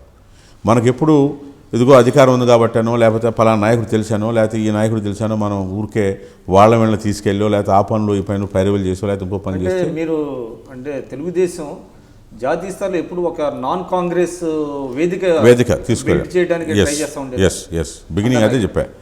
బిగినింగ్ నుంచి కూడా నాకు కాంగ్రెస్కి వ్యతిరేకంగా అందరూ ఒక తాటి మీదకి రావాలన్నది ఉండేది. అది రావడం జరిగింది నేషనల్ ఫ్రంట్ ద్వారా. సో అంటే పార్టీ ఇన్స్టెన్స్లో మీరు వీళ్ళందరినీ కోఆర్డినేట్ చేస్తారు అంతే కదా. ఇప్పుడు ఎన్టీఆర్ పార్టీ ఉండబట్టి నాకు గుర్తింపు, లేదా నా మాట వాళ్ళు ఎందుకంటారు, ఏ నాయకుడైనా నెక్స్ట్ అంతే కదా. బాబు గారు ఆ బాధ్యత మీకు అప్పచెప్పారు కాబట్టి అప్పుడు అందరిని తీసుకొచ్చాము. అదేవిధంగా అధికారం లేనప్పుడు కూడా చేసాం. అది ఇప్పుడు అధికారం ఉన్నప్పుడు చేయటం గొప్ప కాదు, అధికారం లేనప్పుడు కూడా గత 10 ఏళ్ళు కూడా ఏం చేసేవాళ్ళం, ఏదో కాంగ్రెస్ వ్యతిరేకంగా అప్పటికే లెఫ్ట్లో అప్పటికి యూపీఏ 1లో ఉన్నా కానీ వాళ్ళని వదలకుండా ఎప్పటికప్పుడు కలిసేవాళ్ళం. బర్ధన్ గారిని, కారత్ గారిని, బృందా కారత్ గారిని, శరద్ యాదవ్ అని వాళ్ళని వీళ్ళందరినీ కలిసి ఆ తర్వాతే కదా యూపీఏ 2 టైంలో యూఎన్పిఏ పెట్టాం కదా కొన్నాళ్ళు తర్వాత. సార్ అంటే మీరు ఎన్టీ రామారావు గారికి బాగా సన్నిహితుడు, ఎన్టీ రామారావు గారు కూడా మిమ్మల్ని లైక్ చేశాడు. అయితే ఆయన్ని దించేనప్పుడు లక్ష్మీభారతి గారు ఆయన జీవితంలోకి ఎంటర్ అయిన తర్వాత అప్పుడు మీ పాత్ర ఏంటి? అంటే ఏ విధంగా మీరు సమర్థించారా ఆయన తీసుకున్న? లేదు అప్పుడు లేదు కదా, అదే కదా అసలు ఇష్యూ. ఇప్పుడు మీరు లక్ష్మీభారతి గారు ఇవాళ అప్రస్తుతం అవుతుంది, కానీ ఎప్పుడు కూడా ఆయనకి సార్ మిమ్మల్ని రాముడుగా కృష్ణుడుగా ప్రజలు కొలుస్తున్నారు, ఆ గౌరవం మనం ఏమైనా కోల్పోతామా లేదా అనేది కూడా మీరు ఆలోచించుకోవాలని కూడా మనం చెప్పడం జరిగింది. హిందూ రాజేంద్ర ప్రసాద్ గారిని డైరెక్ట్గా కూడా నేను చెప్పిన పైన మిగతా వాళ్ళతో కూడా చెప్పించడం జరిగింది. ఇప్పుడు నేనేమన్నానంటే ఆయన పర్సనల్ విషయానికి దయచేసి నేను, ఎందుకంటే ఒక భక్తుడుగా దాన్ని అంతటితో వదిలేద్దాం. ఎందుకంటే రాజకీయ కోణంకే తీసుకుందాం, ఇక్కడ పార్టీ అన్నారు కాబట్టి పార్టీకానికే వెళ్దాం. నాకు ఆయన దేవుడు ఎన్టీ రామారావు, అదేవిధంగా రాజకీయ భిక్ష రాజకీయ గుర్తింపు తీసుకొచ్చి చంద్రబాబు నాయుడు గారు పార్టీ. కాబట్టి పార్టీ పొలిటికల్ యాంగిల్లే మాట్లాడదాం. ఎందుకంటే ఆ రోజు కూడా ఎన్టీ రామారావు గారికి సన్నిహితంగా ఉన్నాం, చెప్పాం, గుర్తింపు వచ్చింది. మరి పోలీస్ హౌసింగ్ చైర్మన్ కూడా ఇచ్చారు. ఇవాళ ఇంతమంది నాయకులు పరిచయం అయినా మరి పార్టీ ద్వారా అయినప్పటికీ ఎన్టీ రామారావు గారు 94లో అప్పుడు ల్యాండ్ స్లైడ్ విక్టరీ వచ్చింది తెలుగుదేశానికి. దాదాపు 227 స్థానాలు రావటం ఇవన్నీ జరిగినప్పుడు మీకు రాజ్యసభ సభ్యత్వం ఇవ్వాలని ఆయన అనుకుంటే లక్ష్మీపార్వతి గారు అడ్డుపడ్డారు అనేటువంటిది కూడా ఒకటి ఉన్నది. నిజమేనా? కాబట్టి అది తెలుసు కాబట్టి బాబు గారికి తర్వాత ఇచ్చారు నాకు. ఏది ఆ వెబ్సైట్ జరిగింది, అది లక్ష్మీపార్వతి గారు అడ్డుపడ్డారు తెలుసు. అప్పుడు అడ్డుపడి నాకు స్మాల్ స్కేల్ ఇండస్ట్రీ చైర్మన్ ఇమ్మని అడిగారు. సరే, అది కొంత అయిపోయింది ఆ ఫేజ్. అందుకే నేను చెప్పేది, మనం రాజకీయాలకే రాజకీయాల భాగం అడ్డుపడ్డారు కాబట్టే పార్టీని బతికించుకోవటం జరిగింది. ఇప్పుడు నిజంగా ఆ వెబ్సైట్ తర్వాత కూడా అధికారంలోకి వచ్చింది పార్టీ. ఆవిడ అంటే మీరు అప్పుడు ఎన్టీ రామారావు గారు చనిపోయేంత వరకు వారితో ఉన్నారా, లేకపోతే బాబు గారితో వచ్చారా? బాబు గారితో పార్టీని బతికించుకోవాలి కాబట్టి మీరు వైస్రాయ్ ఇన్సిడెంట్ ఏమంటే వెంటనే ఆ రోజు కూడా ఏదో పార్టీని ఇది చేద్దాం అది చేద్దాం అని కాదు. ఆ రోజుకి వెబ్సైట్కి ఏంటంటే ఒక నల్గొండ జిల్లా ఎన్నికల గురించి మాధవరెడ్డి మీద ప్రెషర్ ఉంటే వాటి మీద చర్చిద్దామని ఒక 5-6 అక్కడ కూర్చోవడం జరిగింది. అదల్లా అట్లా ఒకళ్ళు రావటం అట్లా అయిపోయి దాన్ని దారి తీసి ఆ విధంగా పార్టీని మారిపోయింది. 2 days మ్యాక్స్. ఆ రోజు 1 day ఆ నైట్కే అయిపోయింది. సో ఆ విధంగా జరిగి అప్పుడు మీరు బాబు గారు. సో అందువల్ల మొదటి నుంచి కూడా పార్టీ మెయిన్ లైన్ అదే మీకు చెప్పబోతుంది. పార్టీ ఎటువంటి ఆలోచన చేస్తుంటే ఆ విధంగా మనం. కానీ ఒక టాక్ ఏంటంటే పార్టీలో, తెలుగుదేశం పార్టీలో మీరు లక్ష్మీపార్వతి గారి గ్రూప్ అని అయితే అప్పుడు మరి రాజ్యసభ వచ్చేదిగా అని నేను చెప్పేది. లక్ష్మీపార్వతి గారి గ్రూప్ అని కొద్ది రోజులు మిమ్మల్ని బాబు గారు దూరం పెట్టారు. ఆ తర్వాతనే మళ్ళీ 96-97 ప్రాంతంలో మళ్ళీ మిమ్మల్ని ఇవన్నీ పర్సెప్షన్ మీద మాట్లాడుకునే. ఇప్పుడు అదే ఉపేంద్ర అన్నట్టే, ఉపేంద్ర ఆగస్టులో వచ్చాడు. సో వెంటనే వచ్చేసారు. ఎంతమంది తెలుసు? ఎందుకు వైస్రాయ్ అక్కడ ఫోటో ఉంటుందిగా మీకు వెళ్తే. ఆ రోజు వైస్రాయ్ హోటల్లో మీడియా ఉంది కదా, అందరూ ఉన్నారు కదా. సో వైస్రాయ్ హోటల్లో ఉన్నాం లేదు తెలుస్తుంది కదా. సో డే వన్ నుంచి నేను అదే చెప్పేది. ఇప్పుడు మన స్థాయి ఏంటి, మన స్థాయి పెరిగినాక ఇవన్నీ వస్తుంటాయి. అప్పుడు పట్టించుకోరుగా, ఉన్నారు లేదు కూడా తెలియదుగా. నేను ఎమ్మెల్యే కాదు, ఎంపీ కాదు, ఎవరు పట్టించుకుంటారు? అంతే కదా. ఇప్పుడు అనేక మంది ఉంటుంటారు. సో అందులో మనం ఒకళ్ళమే. స్థాయి పెరిగినాక ఓహో ఈయన ఇదేమో ఇట్లా అనుకుంటారు. ఇప్పుడు ఈ వర్గాలు వీటన్నిటికీ నేను అతీతం విక్రమ్ గారు. నేను చెప్పేది ఒకటే, పార్టీ లైను, పార్టీ యాక్టివిటీసు, అది తప్ప మిగతాట్లో నేను తల దోచను ఫ్రాంక్గా. అనేక మంది అనేకం అనుకుంటారు, నేను పట్టించుకోను కూడా. మీరు రాజకీయ నాయకులు అంటే ఎస్పెషల్లీ పార్టీ అధ్యక్షులు ఎన్టీ రామారావు గారు కానివ్వండి, బాబు గారు కానివ్వండి, ఈ రూట్ మ్యాప్స్లో మీరు చాలా స్పెషలైజేషను అంటారు. ఏంటి అది మీ స్పెషలైజేషన్ అంటే ఏముంది? ఇప్పుడు కెరీర్ బిగినింగ్లోనే అసలు ఎన్నికల క్యాంపెయిన్ ఎట్టా ఉండాలి అని ఈ దేశంలో మొట్టమొదటిసారి ప్రజల వద్దకు వెళ్ళటం అనేది ఎన్టీ రామారావు ప్రారంభించాడు. చైతన్య రథం అనేది ఇప్పటిదాకా ఎవరుంది? లేదు కదా. అసలు ఇట్లా చేయొచ్చని ఎవరైనా చేశారా క్యాంపెయిన్? ఆ విధంగా చేయలే. కంటిన్యూ బహిరంగ సభలు పెట్టి వెళ్ళిపోయేవాళ్ళు. దానికి తిలోదకాలు ఇచ్చి ఆ బహిరంగ సభల యాంగిల్కి అసలు ప్రజల దగ్గరికి వెళ్దాం, ఈ విధంగా చైతన్య రథం అని పేరు పెట్టి వెళ్ళటం జరిగింది. అందులో ఎట్లా వెళ్ళాలి అంటే నాకు గైడెన్స్ ఇచ్చేవాడు ఆయన. రోజుకు 45 కిలోమీటర్లు ఉండాలి, హైవే డివేట్ అవ్వద్దు, ఆ విధంగా వేయాలి. అన్ని కాన్స్టిట్యున్సీల్లో అంటే దగ్గరకు వచ్చే సెగ్మెంట్లకి ఉండే విధంగా వేయాలని కొన్ని గైడ్లైన్స్ చెప్పేవాళ్ళు. అట్లాగే దాన్ని ఇంకా రిఫైన్ చేసి బాబు గారు ఇంకో రకంగా చెప్పేవాడు. సో అట్లా దాన్ని హెలికాప్టర్ ప్రోగ్రామ్ అయితే ఏ విధంగా ఉండాలి, తక్కువ సమయంలో ఎక్కువ మందిని రీచ్ అవటానికి. సో ఆ ప్రచారానికి మన యొక్క అవగాహన అంతకుముందు కూడా తిరిగి ఉన్నాం కాబట్టి, సో ఆ విధంగా వాళ్ళ ప్రోగ్రామ్, ఎన్నికల ప్రోగ్రామ్ ఏనండి, లేకపోతే మంత్రుల ప్రోగ్రామ్ ఏనండి, లేదా సినిమా నటులా ఉండి ఎవరు వెళ్ళినా కానీ ఆ విధంగా గైడ్ చేసేవాళ్ళం మనం. ఒకటి. రెండు ఏంటంటే, ఏదైతే అది బై రోడ్డు వెళ్తున్నప్పుడు హెలికాప్టర్ వెళ్తే దాన్ని ఇంకో రకంగా వర్కౌట్ చేయాలి. సో ఆ విధంగా ఆ ప్రోగ్రాంలు వేసుకుంటూ పోతూ ఉండేవాళ్ళం. సో మనకేంటంటే అదే విధంగా కీలకం అంటారా? అంటే ఒక పార్టీ గెలుపు ఓటముల్లో డెఫినెట్గా ఉంటుంది కదా. చాలా డెఫినెట్గా అది కూడా బాగా ఉంటుంది. ఇప్పుడు ఎక్కడోసారి మీటింగ్ పెట్టి అవజేసామనుకుంటే దానివల్ల ఫలితాలు లేకపోతే దానివల్ల మీటింగ్లు అయిపోయింది ఇంతమంది వచ్చారనుకోవటం కాదు కదా. సామాజిక వర్గాన్ని దృష్టిలో పెట్టుకోవాలి. ఎక్కడ ఇంపాక్ట్ అయితే, ఎక్కడ మీటింగ్ పెడితే మనకి రీచ్ ఉంటుంది, ఏ విధంగా ఉండాలని, that is also part of strategy. అది ఆ విధంగా వెళ్ళింది. అది అప్పటికి పనిచేసింది. ఇది ఎప్పుడు ఇదే పనిచేస్తుందని కూడా నేను అనుకోను. ఎప్పటికప్పుడు టైం మారిపోతూ ఉంటుంది. సో అయితే రామ్మోహన్ రావు గారు, ఇప్పుడు మీరు ఎవరైతే ఈ పబ్లిక్ మీటింగ్స్కి అంటే పార్టీ అధ్యక్షులు కానివ్వండి వెళ్తున్నారు, వాళ్ళకి ఇప్పటికీ మీరు రూట్ అంటే మీరే చేస్తూ ఉంటారా అది క్యాంపెయినింగ్? మొన్నటి వరకు కూడా అంతే జరిగింది కదా. మొన్నటి వరకు కూడా బాబు గారి ప్రోగ్రామ్ అవ్వచ్చు, లేదా బాలకృష్ణ గారి ప్రోగ్రామ్ అవ్వచ్చు, లోకేష్ బాబు ప్రోగ్రామ్ అవ్వచ్చు, లేదా సినిమా నటులు అవ్వచ్చు, అందరూ కూడా ఎట్లా ఏ విధంగా ఏ జిల్లాలకు పంపితే ఎట్లా ఉంటుంది, ఎక్కడ ఏ సామాజిక వర్గం ఇన్ఫ్లుయెన్స్ చేయగలరు అనేది బ్రాడ్గా స్టేట్ మొత్తం చేస్తారా మీరు? అంతే కదా. దానికి ఒక అంటే ఆలోచన చేసుకోవాలి మనం, ఎక్కడైతే ఏ విధంగా ఉంటుంది, అప్పటికి పరిస్థితి ఎట్లా ఉంటుంది, ఎప్పటికప్పుడు బేరీజ్ వేసుకుని మనం ప్రోగ్రామ్ సడన్గా కూడా చేంజ్ చేసేస్తుంటాం. ఇప్పుడు ఉదాహరణకి బాబు గారు ఒకసారి బై రోడ్డు మేము విజయవాడ నుంచి నల్గొండ మీదకి ఇటు తీసుకురావాలనుకున్నాం, హెలికాప్టర్ ప్రోగ్రామే. ఒకరోజు ముందు షిఫ్ట్ చేసాం అటు పక్కకి. ఎందుకంటే ఆయన వెళ్ళటం వల్ల 3 కాన్స్టిట్యున్సీలు అడ్వాంటేజ్లోకి వచ్చినాయి. ఆయన వెళ్ళకపోయినా ఇక్కడ గెలవగలం. అట్లా ఎప్పటికప్పుడు రిపోర్ట్స్ కూడా వస్తాయి కదా. ఆ రిపోర్ట్స్ ఎక్కడైతే బలహీనంగా ఉన్నాయో అక్కడికి మీరు అది లాస్ట్ మినిట్ లాస్ట్ లెగ్లో ప్రోగ్రాంలో బిగినింగ్లో ఊపు రావటానికి ఒక రకంగా చేస్తాం, టెంపో క్రియేట్ చేయడానికి, తర్వాత ఇంకో రకంగా. ఇప్పుడు తెలుగుదేశానికి అంటే సినిమా యాక్టర్లని వచ్చి ప్రచారం చేయడంలో కూడా మీరు కీలక పాత్ర అని అంటారు, నిజమేనా? అంటే వాళ్ళ ప్రోగ్రామ్స్ అంటే వాళ్ళు పార్టీ మీద అభిమానంతో వాళ్ళు వస్తారు. వస్తున్నప్పుడు జనరల్గా ఏంటి, ఒక ప్రోగ్రామ్ చేస్తున్నప్పుడు ఇంతమంది చేస్తే మళ్ళీ కోఆర్డినేషన్ ఉండదు. లేకపోతే బాబు గారు అక్కడే మీటింగ్ పెట్టి ఇంకో నటుడు ప్రోగ్రామ్ అదే రోజు ముందు రోజు పెడితే ఓవర్లాప్ అయిపోతాయి. సో అలా కాకుండా ఉండాలంటే ఒకటి సెంట్రలైజ్ చేసి ఒక ఆఫీస్ నుంచి డిఫరెంట్ డిస్ట్రిక్ట్స్ డిఫరెంట్ టీం ఉంటుంది. టీం ఒక 4-3 టీము. నేను స్పెసిఫిక్గా అడిగేవాడిని, నాకు 2 ఫోన్లు, ఫ్యాక్స్ మిషన్ అప్పట్లో, టీం సపరేట్గా ఉండి ఇంకెవరు ఇంటర్ఫరెన్స్ లేకుండా ఉంటే సిస్టమ్ తప్పు జరిగితే నాదే అకౌంటబిలిటీ. అప్పుడు ఏమవుతుందంటే మేము నాయకులకు చెప్పటం, అక్కడ జనాన్ని ఏ విధంగా మీటింగ్ పెట్టాలి, ఏ విధంగా డయాసు మైకులు సిస్టమేటిక్గా ఉందా లేదా, ఆయన 15 నిమిషాల టైమే ఉంటుంది, హెలికాప్టర్ దిగి అక్కడి నుంచి అక్కడ ఎన్సేపు వెళ్తారు, అయితే చైతన్యరథం అయితే మధ్యలో గ్రామం ఆపేస్తారు. ఇవన్నీ కూడా క్యాలిక్యులేట్ చేసుకోవాలి మీ జర్నీలో. ఇప్పుడు ఎన్టీ రామారావు గారు వెళ్ళినప్పుడు మీరు నమ్మరు, 36-46 గంటల లేట్కి వెళ్ళేది ప్రోగ్రామ్. ఎందుకు? ఆ విలేజెస్లో ఎడ్ల బండి పెట్టేసి ఆపేసేవాళ్ళు. ఆయన హైవే ప్రోగ్రామ్ ఏంటి బ్రదర్ ఇట్లా ఉందనేవాడు. మరి మీరే ఆపేస్తున్నారు కానీ గారు ఇది ప్రోగ్రాం లేదు మీరు వారు అడుగుతున్నారు మనం ఏం చేద్దాం అనేవాడు. తప్పదు అది. అది హరికృష్ణ గారు రథ నాయకుడు కాబట్టి ఆయనకే తెలుసు అది. సో ఈ ప్రాబ్లమ్స్ అన్నీ ఫేస్ చేసేవాళ్ళం.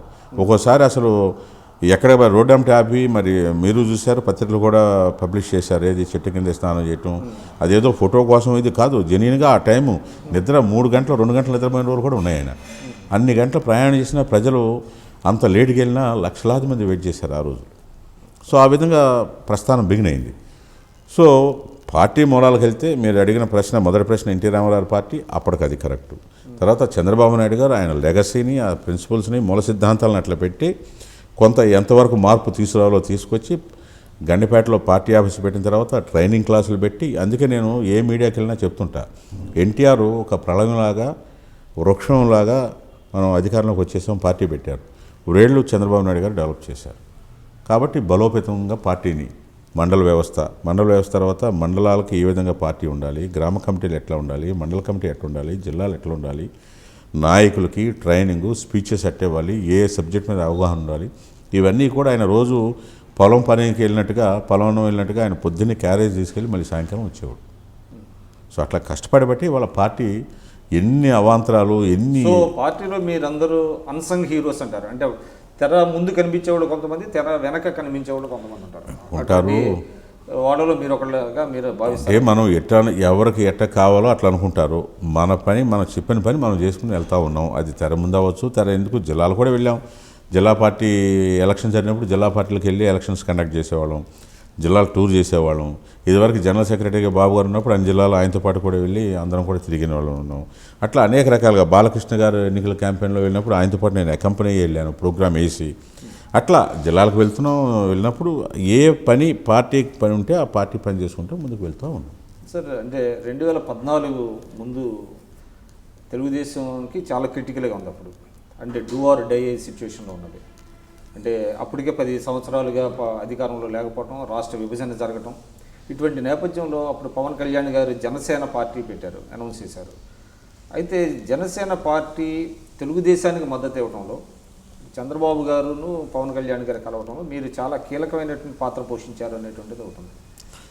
నిజమేనా? అంటే ఒప్పించారు ఆయన్ని? అంటే ఒప్పించడం అంటే నాకు అంతకుముందు నాకు పరిచయం కూడా లేదు నిజంగా. పవన్ కళ్యాణ్ గారు లేదు, చిరంజీవి గారు పరిచయం ఉంది కానీ పవన్ కళ్యాణ్ గారితో ఇప్పుడు కూడా నేను కలవాల, వినటమే తప్ప. అయితే మా హార్లీ డేవిడ్సన్ షోరూమ్కి వచ్చినప్పుడు మా సన్కి ఆయన 2-3 సార్లు కలిశారు. ఆయన వ్యక్తిత్వం గురించి వీడి గురించి ఏం మాట్లాడాడో తెలియదు కానీ మా అబ్బాయి చెప్పడం వల్ల నేను ఇన్స్పైర్ అయ్యి నేను ఒకసారి కలిశాను అంతే, వెళ్ళి అప్పట్లో మామూలుగా కలిసి వచ్చిన తర్వాత బాబు గారు చెప్పి ఇట్లా కలిసి వచ్చాను సార్, ఇట్లా ఉంది, ఆయనకి ఐడియాలజీ ఇట్లా ఉంది, మనిషి థింకింగ్ బాగా ఆలోచన ఇట్లా ఉంది. సినిమా ఇండస్ట్రీలో ఉన్నప్పుడు కూడా బయట ఎవరో రకరకాలు అనుకుంటారు, ఇప్పుడు మీరు నన్ను అనుకున్నట్టే ఆయనకి ఇట్లా అనేది అదే అనుకునేది దాని మీద కూడా. సో నేను కలిసినప్పుడు అట్లాగానే అన్నారు. అన్న తర్వాత నేను ఇంకొకసారి కూడా కలవడం జరిగింది. కలిసినప్పుడు నేనేం చెప్పానంటే వారికి కూడా మీకు పాపులారిటీ ఉంది, తప్పకుండా కూడా మళ్ళీ ఒకసారి ఇది కాకుండా ఉండాలంటే ట్రాన్స్మిషన్ లాస్ లేకుండా ఉంటుంది, మీరు ఒకసారి కలిస్తే బెటర్ ఉంటుందని బాబు గారి దగ్గరికి తీసుకుని జనసేన ప్రకటించినాకే కలిశాను నేను. ప్రకటించక ముందు ప్రకటించక ముందు ఒకసారి కలిసి ఇంటరాక్ట్ అయ్యాను. జాతీయ రాజకీయాలు నా అనుభవాలు కూడా ఆయన చెప్పాను, షేర్ చేసుకున్న నా వ్యూ ఎట్లా ఉంటుంది. పార్టీ మిమ్మల్ని పంపలా నాకే నేను ఫస్ట్ వెళ్ళినప్పుడు పార్టీకి వ్యూ కూడా లేదా?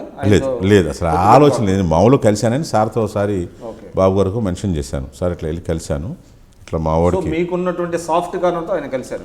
అంతే కదా, నేను అసలు ఎందుకు ఇంటరాక్ట్ అవుదాం ఏంటి అంత పిల్లలకి అంటే యంగ్స్టర్స్ బాగా కనెక్ట్ అయ్యాడు పవన్ కళ్యాణ్ కూడా అవటం వల్ల ఏమిటి ఇండిఫరెంట్గా ఉంది. నాకేంటంటే ఇప్పుడు మీ దగ్గర ఒక టాలెంట్ ఉంది లేదా ఒక స్పెషాలిటీ ఉంది, ఇంటరాక్ట్ అవ్వడం నాకు కూడా ఇష్టం, తెలుసుకుందామని. ఇప్పుడు నిరంతర ప్రక్రియ అండి తెలుసుకోవటం. నేను మేధావిని ఎవరు అనుకుంటే అంతకన్నా అమాయకత్వం లేదని అనుకోవాలి. ఎందుకంటే ప్రతిరోజు తెలుసుకుంటూనే ఉండాలి. ఇప్పుడు టీవీ డిబేట్లకు వెళ్తాం రోజు, దాని మీద కూడా అవగాహన చేసుకుంటాం. డిబేట్ అయినాక మళ్ళీ అడుగుతాను ఏమైనా లోపాలు ఉన్నాయా సరే. అదే మీరు పవన్ కళ్యాణ్ గారితో మీరు కలిసిన తర్వాత ట్రాన్స్మిషన్ సార్ ఇట్లా ఉంది కదా, మీరు కూడా రాష్ట్రంలో విభజన ఈ రాష్ట్రానికి రాష్ట్రాభివృద్ధిలో పాలు పంచుకునే వాళ్ళు అవుతారు కాబట్టి డైరెక్ట్ అండ్ ఇండైరెక్ట్గా మీరు ఎంతో కొంత సహకరిస్తే ఉపయోగం ఉంటుందని కూడా నేను కోరటం. దాని మీద వారు కూడా మరి సుముఖత చూపెడితే అప్పుడు ట్రాన్స్మిషన్ లాస్ లేకుండా ఉంటుందండి, మీరు కలిస్తే బాగుంటుందంటే మీ ఇష్టం అంటే అప్పుడు నేను తీసుకెళ్ళమాట. చంద్రబాబు గారిని మీరు తీసుకెళ్లారా? లేదు, ఫస్ట్ పవన్ కళ్యాణ్ గారిని చంద్రబాబు గారికి వచ్చినట్లేదు పేపర్లు ఎక్కడ అంటే కాన్ఫిడెన్షియల్గా ఉంచుదామని అనుకున్నాము. కాన్ఫిడెన్షియల్గా, ఎందుకంటే కొన్ని ఎథిక్స్ మెయింటైన్ చేయాలి కదా, ఉంచాము. అది ఎక్కడ బయటికి రానిలేదు, ఆయన కూడా ఎక్కడ చెప్పలేదు, నన్ను కూడా మనం మీడియాలో ఎలా వచ్చిందంటే చంద్రబాబు గారే కరెక్ట్ అదే చెప్తున్నా. ఆ తర్వాత ఏమైందంటే అప్పటికి అది ఓన్లీ ఫస్ట్ డిస్కషనే కదా, అప్పటికేం కార్యరూపం దాల్చలా. తర్వాత ప్రిలిమినరీ. ఆ తర్వాత ఎప్పుడైతే ఎలక్షన్ క్యాంపెయిన్ బిగిన్ అవుతుందో, టెంపో వస్తుందో, ప్రధానమంత్రి మీటింగ్స్ పెడతా ఉంటే అన్నిటికీ వారిని కూడా ఆహ్వానించడం జరిగింది. ఆ తర్వాత ఇక రకరకాలుగా వస్తూ ఉంటే వారు కూడా వారి ఆలోచన ఏమైంది, ఎందుకంటే ఎప్పుడు కూడా ఇప్పుడు అంతకుముందు జయప్రకాష్ నారాయణ గారు పెట్టారు, దానివల్ల ఆయన చేయగలిగింది ఏం లేకపోయినా ప్రతి కాన్స్టిట్యూన్సీలో 4,000 ఓట్లు చేయాల్సిన వల్ల నష్టం జరిగింది తెలుగుదేశానికి కూడా. అటువంటి నష్టాలు జరగకుండా ఉండాలంటే సాధ్యమంతా కలుపుకుని పోదాం అనే ఉద్దేశ దృక్పథంలో భాగంగా పవన్ కళ్యాణ్ గారితో కూడా మనం వెళ్ళి మాట్లాడితే కొంత ఇదిగా ఉంటుందని అప్పుడు చంద్రబాబు నాయుడు గారు ప్రపోజ్ చేయటం, నేను ఆయన్ని రిక్వెస్ట్ చేయటం, వారు కూడా వెల్కమ్ చెప్పటం. డెఫినెట్గా దాని ఇంపాక్ట్ ఉంది. నేను అది సరే మా నాయకులు ఒప్పుకున్నా లేకపోయినా కింద పవన్ కళ్యాణ్ గారు కూడా క్యాంపెయిన్ చేయటం వల్ల, అదేవిధంగా ఎన్డీఏతో ఉండటం వల్ల కలిసి రావడానికి దోహదపడింది. ఎందుకంటే బేసిక్గా ప్రజల మైండ్లో నా పర్సనల్ వ్యూ అయితే అప్పటికి అసలు ఎన్ని లేనప్పుడే లోకల్ బాడీ ఎలక్షన్స్లో ఎంటైర్ స్టేట్ మనకి ఎక్కువ తెలుగుదేశాన్ని కావాలని కోరుకున్నారు. ఏది లోకల్ బాడీ ఎలక్షన్స్లో ఎక్కువ సీట్లు వచ్చినాయి. రెండవది విభజన అయిపోయిన తర్వాత ఎవరైతే ఈ రాష్ట్రాన్ని గాడిలో పెడతారని ప్రజలు బేరీజు వేసుకుంటే జగన్న చంద్రబాబు నాయుడు అంటే ఆటోమేటిక్గా ఇష్టం లేని వాళ్ళు అయినా సరే మాకు తెలుగుదేశం వైపు చూస్తారు. ఎందుకంటే చంద్రబాబు నాయుడు గారికి ఆయనకున్న అపారమైన అనుభవం వల్ల మనం ఎన్ని అనుకున్నా ఎవరెన్ని అనుకున్నా కానీ ఎక్కడ ఎటువంటి అవినీతి జరగకుండా అభివృద్ధి చేయాలి, 24 గంటలు అభివృద్ధి అని అంటారు కాబట్టి అభివృద్ధి ఈయనైతేనే రాష్ట్రాన్ని బాగు చేస్తారని ప్రజలు నిర్ణయించుకున్నారు. దానికి పవన్ కళ్యాణ్కి దోహదపడింది, బీజేపీ. అయినప్పటికీ అంటే మీకు అంటున్నారు లోకల్ బాడీస్లో తెలుగుదేశానికి స్పష్టమైనటువంటి మెజారిటీ వచ్చింది, అయినప్పటికీ రిస్క్ తీసుకోవడం ఎందుకనే అంతే కదా మీరు పవన్ కళ్యాణ్ గారిని అడిగారా? అంతే కదా మరి. అది ప్లస్ ఏంటంటే ఫ్రెష్గానే ఉన్నారు. ఇప్పుడు ఇమేజ్ ఇప్పుడు జనరల్గా ఏంటంటే కొంతకాలం పీఆర్పీ పెట్టినా అందులో క్యాంపెయిన్ చేసినా మధ్యలో ఆయన కూడా డ్రాప్ అయ్యాడు కదా, అది కూడా అడిగాను నేను ఆయన్ని, వారిని కూడా. సో ఆ విధంగా అప్పటికే కొంత రాజకీయ పరిజ్ఞానం కూడా ఆయనకు ఉన్నది కదా. ఇప్పుడు అతని వ్యూస్ చాలా డీప్గా ఉంటాయి పబ్లిక్ ఇష్యూస్ మీద. పవన్ కళ్యాణ్ నేను ఇంటరాక్ట్ అయినప్పుడు ఆయన చెప్పింది, బుక్స్ చాలా చదువుతానని ఆయన అవన్నీ కూడా చెప్పున్నారు. 4-5 ఇంటరాక్షన్స్ అయినాయి ఆయన. కానీ ఒకటండి, అంటే మీరు టీవీ డిబేట్స్లో కానివ్వండి మేము చూస్తున్నాం, మీరు దాదాపుగా మీరు పవన్ కళ్యాణ్ గారిని సమర్థిస్తానే మాట్లాడుతున్నారు. కానీ మీ పార్టీలో కొద్దిమంది మాత్రం పవన్ కళ్యాణ్ గారిని విమర్శిస్తున్నారు. మీరేంటంటే ఆయన చేసే విమర్శలనేమో సద్విమర్శలుగా స్వీకరిస్తామని మీరు చెప్తున్నారు. అంతే కదా. జగన్ కూడా అదే విధంగా చేయాలని కన్స్ట్రక్టివ్ ఇప్పుడు నేనేమంటానంటే, కానీ అంటే పార్టీలో చాలామంది ఇటీవల కాలంలో స్లోగా పవన్ కళ్యాణ్ని విమర్శించే గొంతుకలు పెరుగుతున్న సంఖ్య పెరుగుతుంది. జనరల్గా ఒకళ్ళిద్దరూ అల్టిమేట్గా ఎట్లుంటుందంటే పార్టీ లైన్ అధ్యక్షుల వారి మైండ్ ఏ విధంగా ఉంది దాన్ని బట్టి మేము ఎవరైనా వెళ్తాం. ఒకటి. రెండేంటి, ఒకవేళ అన్నా కానీ మన తప్పైనా తిట్టేట్టు ఉండాలి. 3, ఎప్పుడు కూడా నలుగురు కలిస్తేనే రాజకీయ పార్టీ. ఇప్పుడు ఓట్లు చేసుకోవడం ఎందుకు, దానివల్ల ఏమిటి వస్తుంది? ఇప్పుడు ఆయన ఏం ఆశిస్తున్నారు? ఇప్పుడు సమస్యలు తీర్చమని అడుగుతున్నాడు, అక్కడ సమస్య ఉందని చెప్తున్నాడు. పవన్ కళ్యాణ్ గారు ఇల్లు వచ్చాడు, సమస్యను అడ్రస్ చేస్తాం, మనం అధికారంలో ఉన్నాం. ఆయన సూచన చేస్తున్నాడు, ఆయన ఏమి మనం విమర్శించట్లేదు కదా. అక్కడ ఒక సమస్య ఉంది, ఆ సమస్యని పరిష్కారం చేయండి, మీరు అధికారంలో ఉన్నారు కదా అని అంటున్నాడు. చేద్దాం. అది పరిష్కారం కాదా, ఇలా కావట్లేని చెబుదాం, దానివల్ల నష్టమేం లేదు కదా. బట్ జగన్ ఎట్లా ఉంటుందంటే, ఇప్పుడు అందుకే నేను చెప్తున్నా, ప్రతిపక్షం కూడా వ్యాక్యూమ్ వచ్చిందని చెప్తున్నాను నేను.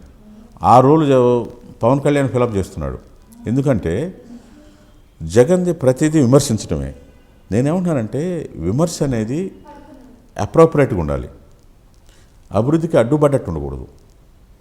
ఎస్ మేము తప్పు చేస్తున్నాం, మా తప్పు తెలియజేయండి.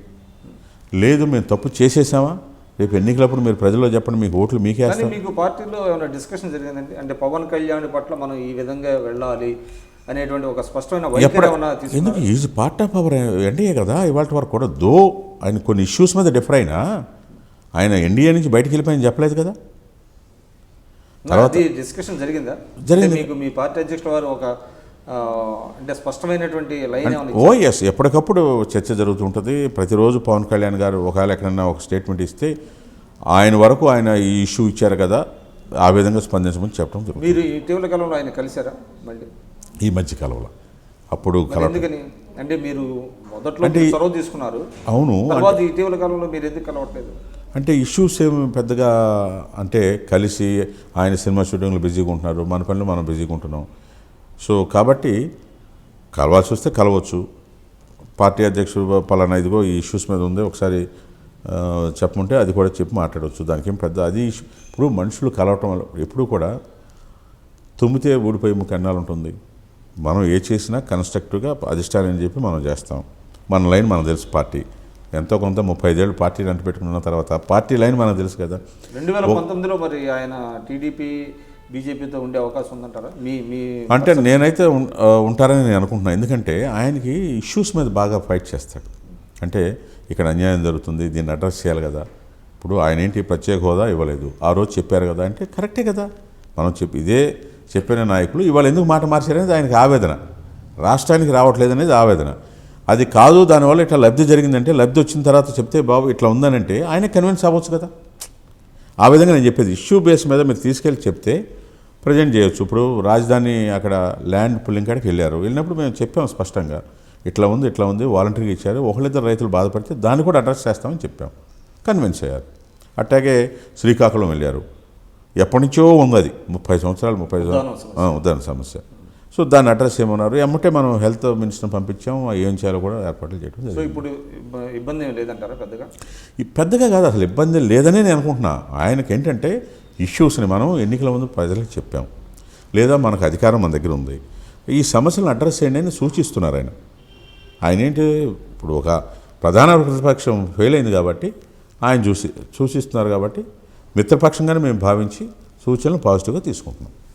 సార్ మీరు అంటే దాదాపు 30 సంవత్సరాల నుంచి పార్టీలో ఉన్నారు తెలుగుదేశంలో. అంటే మీరు ఎక్కడ కాంట్రవర్సీ అనేటువంటి దాఖలాలు లేవు. అయితే ఇటీవల మీ మీద ఒక కాంట్రవర్సీ ఒకటి క్రియేట్ అయింది. అంటే ముఖ్యంగా మీ పార్టీలో ఉన్నటువంటి సుజనా చౌదరి గారి మీద మీరు ఒక టెలివిజన్ ఛానల్లో ఒక నెగిటివ్ స్టోరీ వేయించారు.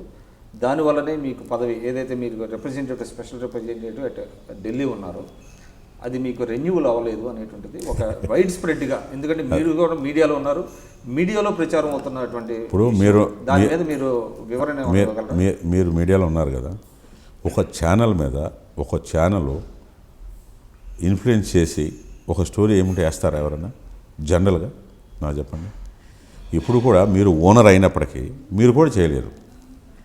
సో వాళ్ళు వేసిన ఛానల్లోని అన్ని స్టోరీలు వేసుకుంటూ వచ్చారు.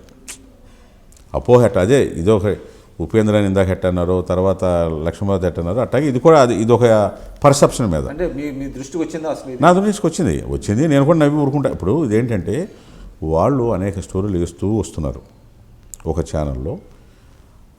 పలానా కంపెనీ ఎట్లా అయింది, పలానా కంపెనీ ఎట్లా అయింది, పలానా బ్యాంక్స్ లోన్స్ ఎట్లా అని ఇట్లా రకరకాలుగా వేసుకుంటూ వచ్చారు. అట్లాగే ఆయన పాపం సుజనా చౌదరి కూడా అందులో డైరెక్ట్గా కూడా లేడు, కానీ వాళ్ళు పర్సెప్షన్గా భావించి చేసినట్టున్నారు. దాని మీద ఇట్లా రకరకాలుగా వచ్చినప్పుడు కూడా ఇప్పుడు నేనేమంటున్నానంటే అదే మీకు చెప్పింది, పదవి అనేది టూల్ మాత్రమే. మన నడవడిక మనం చేసే పనిని బట్టి మనకి గుర్తింపు ప్రజల్లో అయినా లేకపోతే మన స్నేహితులైనా బయట వాళ్ళైనా మనకు ఆ గౌరవం ఎప్పుడు అట్లాగే ఉంటుంది. ఇప్పుడు 35 సంవత్సరాలు కాంగ్రెస్ వ్యతిరేకంగా పోట్లాడిన జైపాల్ రెడ్డి పార్టీ షిఫ్ట్ అయినప్పటికి కూడా 3-4 ఏళ్ళు కాస్త అటు ఇటుగా ఉన్నా కానీ తర్వాత మళ్ళీ తను క్యారెక్టర్తో కనీసం స్టెబిలైజ్ చేసుకున్నాడు. కానీ అంటే ఎందుకు కోట్ చేస్తున్నానంటే మనం అసలు పార్టీలు కూడా మారలా, అంటే ఒకే పార్టీలో ఉన్నా, పదవి ఇచ్చినా ఇవ్వకపోయినా ఉంటా. మన స్టైల్ ఈ పార్టీ లైన్ డివేట్ కావు. ఈ ఎక్కడైనా డివేట్ అయింది అనిపించిందంటే ఎవరికన్నా అదేంటంటే పర్సెప్షను లేకపోతే అవగాహన లేకపోతే ఇంకోటి. అంటే మీ మధ్య అయితే డిఫరెన్స్ లేదు, అసలు ఏం లేదు. మా టర్మ్ అయిపోయింది, 2 ఏళ్ళు రెన్యూవల్ ఇవ్వచ్చు బోల్డ్ మందికి ఇవ్వలేదు. ఏముందానికి ఇంకా ఉన్నారా అట్లాగా? చాలా మంది అయ్యో మొత్తం కార్పొరేషన్స్ అయినా అటాక్ పెండింగ్ ఉన్నాయి. ఇప్పుడు 20 సిద్ధాంతాల ఏదో ఉంది కదా, 20 సూత్రాలది అటాక్ ఉంది. పోలీస్ హౌసింగ్ నిన్న ఫిలప్ చేశారు, రెన్యూవల్ చేయలేదు. ఫిజికల్ హ్యాండిక్యాప్డ్ చైర్మన్ అటాక్ ఉంది, స్పోర్ట్స్ అథారిటీ అట్లా ఉంది. అట్లా చాలా కరప్షన్, శాప్ అట్లా చాలా ఉన్నాయి. ఇప్పుడు మీకున్న అనుభవం జాతీయ రాజకీయాలు అంటే జాతీయ రాజకీయ నాయకులను మీరు కోఆర్డినేట్ చేసే విధానం చూసినప్పుడు మీకు 2 సంవత్సరాల తర్వాత కాలాన్ని ఆటోమేటిక్గా రెన్యూల్ చేయాల్సిన అవసరం ఉంది కదా? అది ఉందని మనం అనుకోవచ్చు. ఆయన కాదులే స్టేట్లోనే కావాలి, నాకు ఇక్కడ పెట్టుకుంటే ఇక్కడ ఇబ్బంది, ఇక్కడ ఉపయోగించుకుందాం, రేపు మళ్ళీ ఎన్నికలు వచ్చేస్తున్నాయి కదా అని అనుకోవచ్చు కదా. అట్లా కూడా అనుకోవచ్చు. ఆయన ఎట్లా అనుకున్నా ఆయనకి నాకు 35 ఏళ్ళ అనుబంధం పార్టీ, దీనికి జనం అనుకునే దానికి రకరకాలు అనుకుంటారు. రేపు మళ్ళీ వస్తే ఓహో ఇది కాదు ఇదని అనుకుంటారు. దానికన్నా కూడా డిస్టర్బ్ అవ్వాలి అబ్బా అస్సలు ఏముండదు. రొటీన్గా వస్తున్నాం. ఢిల్లీ కూడా వెళ్తున్నాగా, పదవి ఉన్నా లేకపోయినా వెళ్తూనే వస్తూనే ఉన్నాం, ఆ పని చేస్తూనే ఉన్నాం. ఎక్సెప్ట్ నేషనల్ స్పోక్స్ పర్సన్ లేదు, అది కూడా లేదు. పార్టీ స్పోక్స్ పర్సన్ కూడా కాదు, పార్టీలో పోస్ట్ కూడా లేదు. ఇప్పుడు ప్రస్తుతానికి తెలుగుదేశం పార్టీ కార్యకర్తని, సామాన్య కార్యకర్తని అయినా నేను ఫీల్ అవ్వట్లేదుగా, వెళుతూనే ఉన్నాం. అంటే మీ సేవల్ని సబ్సిక్వెంట్గా ఉపయోగించుకుంటారనే నమ్మకం అయితే ఎస్. ఇప్పుడు ఉపయోగించుకోకపోవటం కారణం ఏమిటి? అవుట్డేటర్ అన్న అయి ఉండాలి, డిఫరెంట్ అయి ఉండాలి, లేకపోతే ఇంకోటి మనకు ఆ గోల్ లేదు కదా అసలు. లోకేష్ గారితో మీ అనుబంధం ఎలా? బాగానే ఉంది. అది కూడా వారికి కూడా చెప్పడం జరిగింది. లోకేష్ గారు కూడా మీ తాతగారి దగ్గర పనిచేసాం, తండ్రి దగ్గర పనిచేసాం, మీ దగ్గర పనిచేయడానికి కూడా సిద్ధంగా ఉన్నాం, పార్టీ ఇట్లా వెళ్ళాలి, ఈ విధంగా అవగాహన చేసుకుని ముందుకు వెళ్తూ ఉండాలి. ఎప్పటికప్పుడు టైం టు టైం కలిసి చెప్తున్నాం. ఢిల్లీ డెవలప్మెంట్ కూడా చెప్తూ ఉన్నాం, పార్టీ విషయాలు చెప్తూనే ఉన్నాం. జనం ఏమనుకుంటున్నారు ఏంటి వీటన్నిటి మీద కూడా కలిసినప్పుడు ఎక్స్చేంజ్ చేసే అవకాశం ఆయన ఇస్తున్నాడు, నేను కూడా చెప్పడం జరుగుతుంది. ఇప్పుడు అంటే దాదాపుగా ఆయన నిర్ణయాలు అమలు జరుగుతున్నాయి పార్టీలో అని అంటున్నారు. కాబట్టి ఆయన నిర్ణయాలు పార్టీని బలోపేతం చేసే విధంగా ఉన్నాయంటారా? అంటే నేనేమంటానంటే it's a very good opportunity. ఏది లోకేష్ గారు కూడా ఇది ఒక మంచి అవకాశం పార్టీని. ఇప్పుడు మనం ఎన్ననుకున్న ప్రాంతీయ పార్టీలు అనేది ఎక్కడైనా సరే ఆయన తర్వాత ఎవరు అని అంటే లోకేష్ బాబు అని చెప్పాలి. లోకేష్ బాబు కూడా అవగాహన చేసుకుని నాయకుల గురించి, పార్టీ యంత్రాంగం గురించి, ఇప్పుడు ఆయన కూడా ఏం చేశాడు, అంత చదువుకున్నప్పటికి కూడా మెంబర్షిప్ మాకు ఎవరికి ఆలోచన లేదు కదా. కొత్తగా ఈ మెంబర్షిప్ చేయటం వల్ల హైయెస్ట్ ఆన్లైన్ చేయటం వల్ల హైయెస్ట్ మెంబర్షిప్ వచ్చింది. అదేవిధంగా పేద విద్యార్థులను ఆదుకోవటం కానీ, ట్రస్ట్ ద్వారా అనేక సేవా కార్యక్రమాలు చేయటం కానీ, ఈ యొక్క ఇన్సిడెంట్స్ ఏదైనా జరిగితే వాళ్ళని ఏ విధంగా ఆదుకోవాలి, ఇన్సూరెన్స్ స్కీమ్ పెట్టడం, ఆర్థిక సహాయం చేయటం, ఇలాంటివి అన్నీ కనపడకపోవచ్చు, అన్నీ పబ్లిక్ చెప్పకపోవచ్చు. కానీ జిల్లాల వారీగా డేటాబేస్ మీద వెళ్ళి అతను అటెండ్ అయ్యి చేస్తూ ఉన్నారు. అది ఆ లబ్ధిదారులు వాళ్ళు 10 మందికి చెప్తున్నారు. అది ఆయన టీంలో అంటే మీ బోటి సీనియర్లు అనుభవజ్ఞులు పెద్దగా లేరు అనేటువంటిది, అంటే ఏజ్ గ్యాప్ అంటారా, లేకపోతే ఫర్దర్గా ఉపయోగించుకునే అవకాశం ఉందంటారా? లేదు, తప్పకుండా వాడుకుంటా. అంటే ఇప్పుడు ఐటీ గురించి మాట్లాడమన్నారు అనుకో, నేను మాట్లాడలేను. ఐటీకి అవసరమైన ఆయన వాడుకుంటాడు యంగ్స్టర్స్ని. లేదు, పార్టీ మూలాలకు వెళ్ళి మాట్లాడమన్నారు అనుకో, మూలాలకు వెళ్ళి మాట్లాడమంటారు. సో అదేవిధంగా జాతీయ స్థాయిలో మాట్లాడాలంటే మా బోటలను వాడుకుంటారు. అంటే ఎవరిని ఎక్కడ వాడుకోవాలో వాళ్ళని అక్కడ వాడుకుంటారు. సీనియర్స్ జూనియర్స్ అందరినీ కలిపి వాడుకుంటారు నేనైతే అనుకుంటున్నా. ఆ విధంగా వెళ్తున్నారు ఇప్పటి వరకు. ఎందుకంటే అన్నీ నాకు తెలియదు, అన్నీ నేను చేయలేను. ఇప్పుడు మెంబర్షిప్ డ్రైవ్, టెక్నాలజీ, ఆన్లైన్ ఇట్లా చేయాలి మేము ఇట్లా అనుకుంటున్నాం అన్నారనుకో, ఆన్లైన్ దాని మీద జనరల్గా చెప్పగలం, కానీ మిగతా ఆపరేషనల్ ఇది నాకు తెలియదు. సో ఇంకో యంగ్స్టర్స్ని పెట్టుకుని ఆయన చేయించుకున్నారు. అదేవిధంగా రేపు తన ఆలోచనలకు అనుగుణంగా ఎవరైతే అందుకోగలరో వాళ్ళతో ఉపయోగించుకుంటాడు. మేము ఎంతవరకు పనిచేయగలమో అంతవరకు మమ్మల్ని ఉపయోగించుకుంటారు. అట్లా నేనైతే భావిస్తున్నాను. సరే మీరు చెప్తున్నారంటే ఆయనకు ఒక విజన్ ఉంది, బాబు గారికి ఒక విజన్ ఉంది, వారి అబ్బాయికి ఒక విజన్ ఉంది. అంటే ఇందాక మీరు చెప్తున్నారు టీవీ డిబేట్స్లో వాటిలో మీరు జగన్ గారిని కానివ్వండి, వాళ్ళ పార్టీ వాళ్ళని కానీ విమర్శలు చేస్తూ ఉంటారు. దీని మీద కూడా మీ పెర్ఫార్మెన్స్ని కూడా అప్రైజ్ చేస్తారు, ఆయన దాన్ని బట్టే వీళ్ళని పంపిస్తున్నారు అనేటువంటిది కూడా ఒక మాట వినపడుతుంది. అది ఎంతవరకు వాస్తవం? అంటే మనం ఏం మాట్లాడుతున్నా నేను చెప్పాక నేనే ప్రతిరోజు కూడా వెళ్ళబోయే ముందు వెళ్ళొచ్చినాక 10 మందిని అడుగుతుంటాం, చేస్తాం. అట్లాగే తప్పేం లేదు. అట్లాగే పార్టీ ఆఫీస్ కూడా లైబ్రరీ ఉండి, లైబ్రరీలో పార్టీ లైన్ డివైడ్ అవుతుందా లేదా, ఎఫెక్టివ్గా మన వ్యూ గవర్నమెంట్లో ఉన్నాం కాబట్టి కమ్యూనికేట్ చేసామా లేదనేది మానిటర్ చేస్తున్నారు. దాన్ని ఆయన మానిటర్ చేస్తూ ఉన్నాడు. అది ఒక చేయకపోతే పార్టీ లైన్ డివైడ్ అయిపోతే వీక్ అయిపోతాం కదా. ఇప్పుడు కూడా వాయిస్ వెళ్ళాలి. ఇప్పటికీ కూడా నా బలమైన నమ్మకం బోల్డ్ సంక్షేమ కార్యక్రమాలు చేస్తున్నాం గత 3 ఏళ్ళుగా. ఇవి ప్రజల్లోకి ఇంకా మనం తీసుకెళ్ళలేకపోతున్నాం, చెప్పట్లా, రీచ్ లేదు. ఇంకా వాటిని తీసుకెళ్లాల్సిన అవసరం ఉందనేది పార్టీ భావిస్తూ ఉంది. బోల్డ్ చేస్తున్నాం. ఎవరైతే జగన్ గారిని విమర్శిస్తారో వాళ్ళకే మంచి మార్కులు పడతాయి, వాళ్ళని ఎక్కువ ఎంకరేజ్ చేస్తుంది. అది జగన్ అని కాదు, పార్టీ. ఇప్పుడు జగన్ అనేది ప్రతిపక్ష నాయకుడు, సరే వాళ్ళ వ్యూ వాళ్ళు అడ్డంగా మాట్లాడుతున్నారు కాబట్టి దాన్ని కౌంటర్ చేయాలి. దానికన్నా కూడా మన పాజిటివ్ థింకింగ్ ఏంటంటే, ఇప్పుడు పెన్షన్స్ మనం ఇస్తున్నాం, పెంచాం, 1000 రూపాయలు చేసాం. అదేవిధంగా ఉద్యోగాల సర్వీసు 58 నుంచి 60,000 చేసాం. చేసినవి ఎంతవరకు మనం లబ్ధిదారులకు చేరుతున్నాయి చెప్తున్నాం. ఇప్పుడు ఒక పెన్షన్ వచ్చిన ఆయన ఉంటాడు, ఆయన 10 మంది చెప్తేనే తెలిసేది. ఆ విధంగా జరుగుతుందా లేదా అంటే ఇంకా జరగాల్సిన అవసరం ఉందనేది అనుకుంటా ఉన్నాం.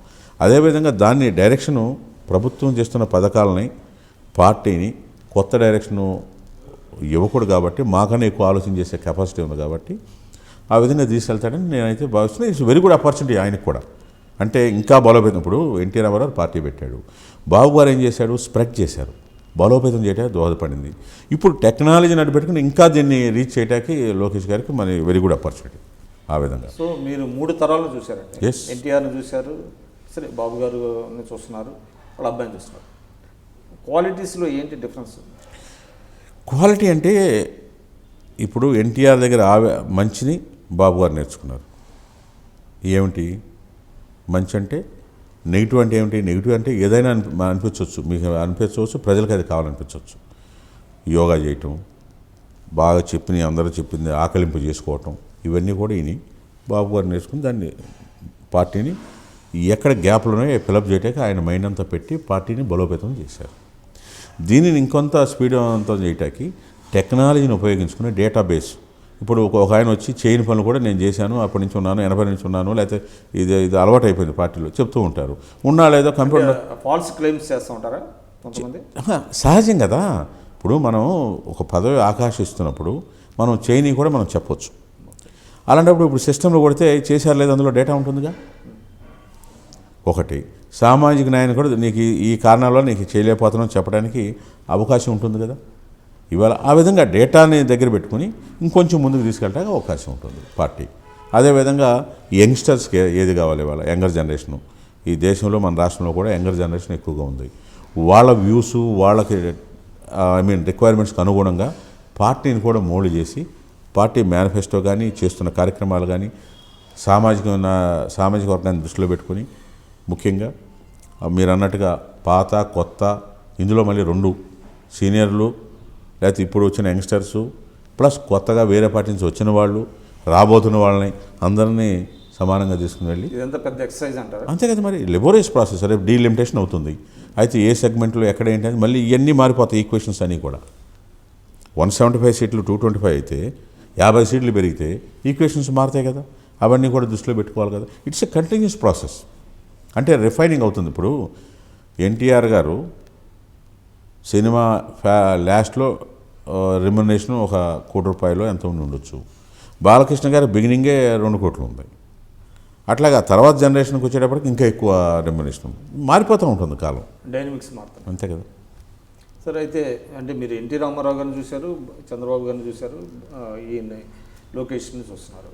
అంటే ఇటీవల కాలంలో లోకేష్ని కేటీఆర్ని తెలంగాణలో వాళ్ళిద్దరి మధ్య పోలికలు, తర్వాత ఆంధ్ర వచ్చేటప్పటికి లోకేష్ గారిని జగన్ గారిని పోలికలు చూస్తున్నారు.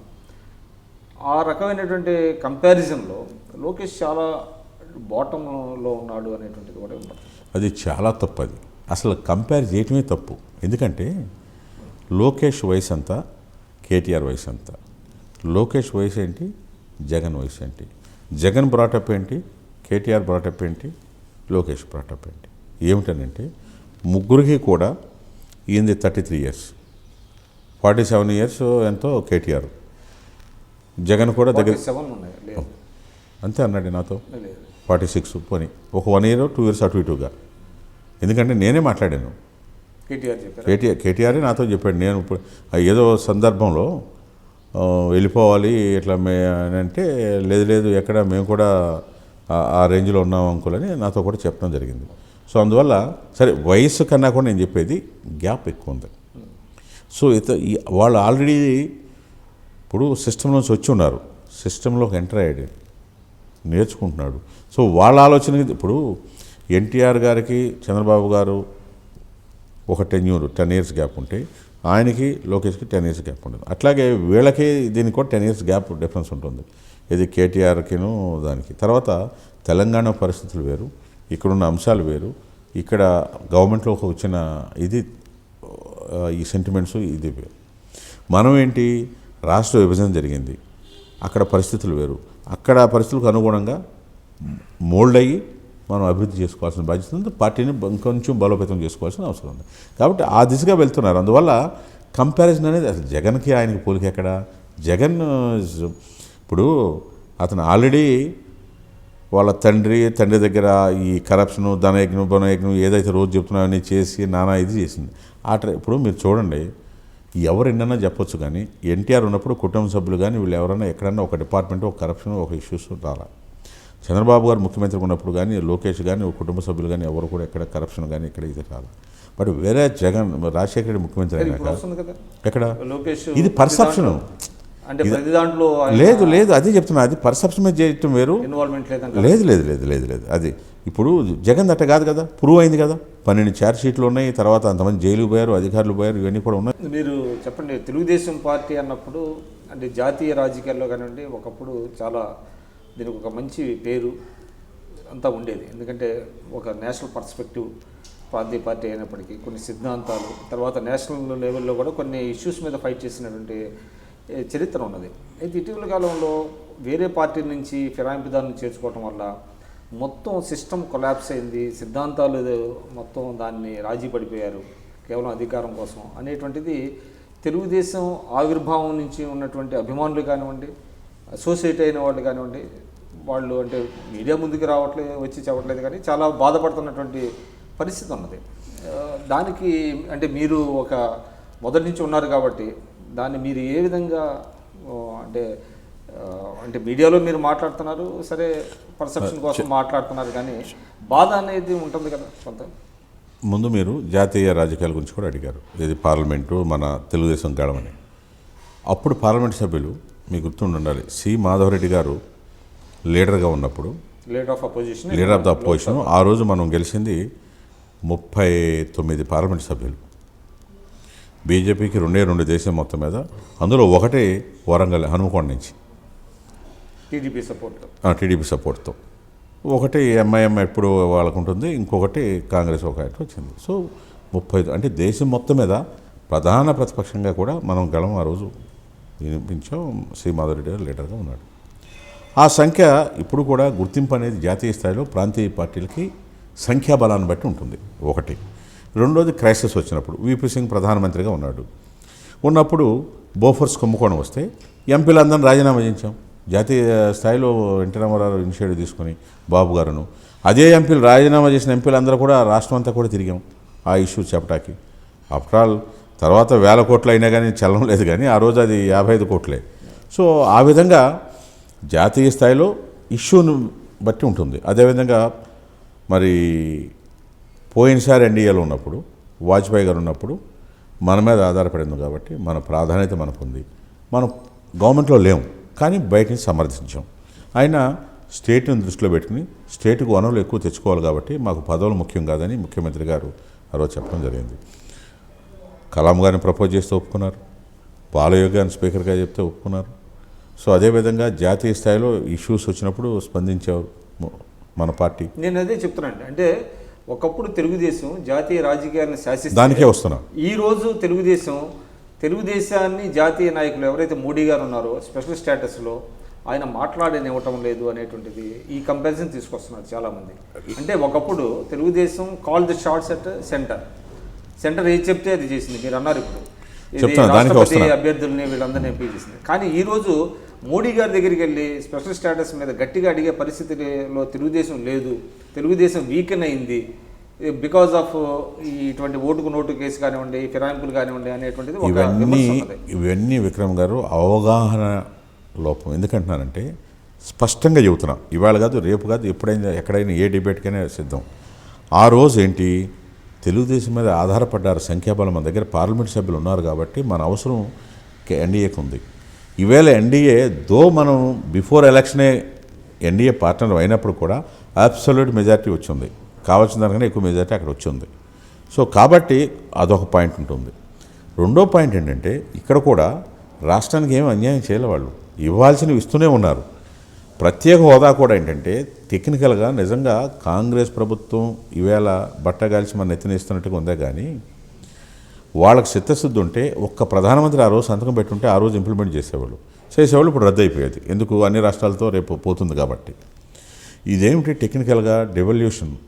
ఈ ప్రభుత్వం వచ్చిన తర్వాత 33% రాష్ట్రాలకి వాటా ఇస్తూ ఉంటే 42% ఇస్తుంది పాలసీ తీసుకున్నారు. ప్లానింగ్ కమిషన్ రద్దు చేసి నీతి ఆయోగ్ తీసుకొచ్చారు. సో కాబట్టి ఆ రోజు ఏం చేశారు, ఇప్పుడు ఏం చేస్తున్నారు అంటే మనకి దానికి సరిపోని నిధులు పేరు ఏదైనా పెట్టండి, నిధులు ఇస్తున్నారా లేదా, ఇస్తామని అంటున్నారు. నేను అది కూడా ఇంకా అయిపోయిందని అంటలా, ప్రత్యేక ప్యాకేజ్ ఇస్తామని చెప్పారు. కాబట్టి సంవత్సరానికి 2,000 కోట్ల రూపాయలు మనకి ప్రత్యేక హోదాదారు వస్తే వీళ్ళు 3,000 ఇస్తాను అనుకోండి, మనం తీసుకుంటాక ఏంటి బాధ, తీసుకుందాం, 1000 కోట్లు ఎక్కువ వస్తుంది, పేరు ఏదైనా పెట్టనండి. అంటే ఇక్కడ ఒకప్పుడు కేంద్రాన్ని మెడలు ఉంచో లేదంటే ఆర్మ్ ట్విస్ట్ చేసో రాష్ట్రానికి అత్యధికంగా సహాయం తీసుకురాగలిగినటువంటి తెలుగుదేశం ఇవాళ ఉన్నటువంటి పరిస్థితుల్లో మోడీ గారిని ఎన్డీఏ ప్రభుత్వాన్ని గట్టిగా క్వశ్చన్ చేయలేకపోతుంది అనేటువంటిది వినపడుతుంది. అది ప్రతిపక్షాలు చేసే దుష్ప్రచారం. నేనేమంటానంటే ఆ రోజు ఉన్న పరిస్థితి ఏంటి, నేను అదే చెప్పేది, కేంద్రం ఆర్థిక పరిస్థితి కానీ, అదేవిధంగా కేంద్రం మన మీద ఆధారపడటం, 7 మంత్రులు ఇస్తానంటే తీసుకోలేదు కాబట్టి నాకు పదవులు వద్దు, రాష్ట్రానికి సహాయం చేయని స్పష్టంగా చెప్పడం జరిగింది కాబట్టి ఆ విధంగా చేశారు. ఇప్పుడు కూడా ఏమిటి, వాళ్ళకి మన అవసరం లేదు అసలు, అయినా అదే చెప్తున్నాను. అందువల్ల ప్రభుత్వం ధర్మం ఏదైతే మనం కూడా ఎన్డీఏలో భాగస్వాములు కాబట్టి మిగతా రాష్ట్రాల కన్నా విభజన జరిగింది కాబట్టి మాకు ఈ అన్యాయం జరిగింది కాబట్టి మనం ఈ సహాయం చేయమని కోరుతూ ఉన్నాం, చేస్తూ ఉన్నారు.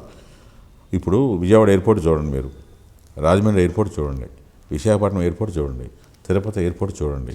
అదేవిధంగా కొన్ని కనపడతాయి, కొన్ని కనపడవు, కొన్ని చెప్పము. ఎందుకు చెప్పము అంటే చెప్పిన కాడి నుంచి మిగతా రాష్ట్రాలు వాళ్ళ మీద ఒత్తిడి తీసుకొస్తారు. మనకి ఇంత వచ్చేసింది, ఇంత చేసేసారు అని అంటే వాళ్ళు ఇంత చేశారు కదా, మరి మీరేం చేశారు, మరి ఇదే ప్రతిపక్షాలు అంటాయి. కాబట్టి వీటికి సమాధానం ఒకటే, మీకు కంటికి కనపడుతుంది 13 జిల్లాల్లో సమగ్రంగా అభివృద్ధి చేస్తున్నాం. కేంద్ర సహాయం ఏ విధంగా చేస్తుందో మేము బిల్లులో పెట్టినవన్నీ పొందుపరిచి చేస్తామన్నారు. చేస్తారని నమ్మకం ఉందో. ఇప్పటి వరకు ఇన్స్టిట్యూషన్స్ అన్నీ ఇచ్చేశారు. మిగిలిందల్లా ప్రత్యేక హోదా, రాజధాని, లోటు బడ్జెట్, రైల్వే, ఈ 4 అంశాలు మేజర్గా ఉన్నాయి. 9th 10th షెడ్యూల్ కూడా ఆల్రెడీ 2-3 రోజుల్లో చేస్తామని చెప్తున్నారు. ఇట్లా ఇవి చేసుకుంటూ వస్తున్నారు.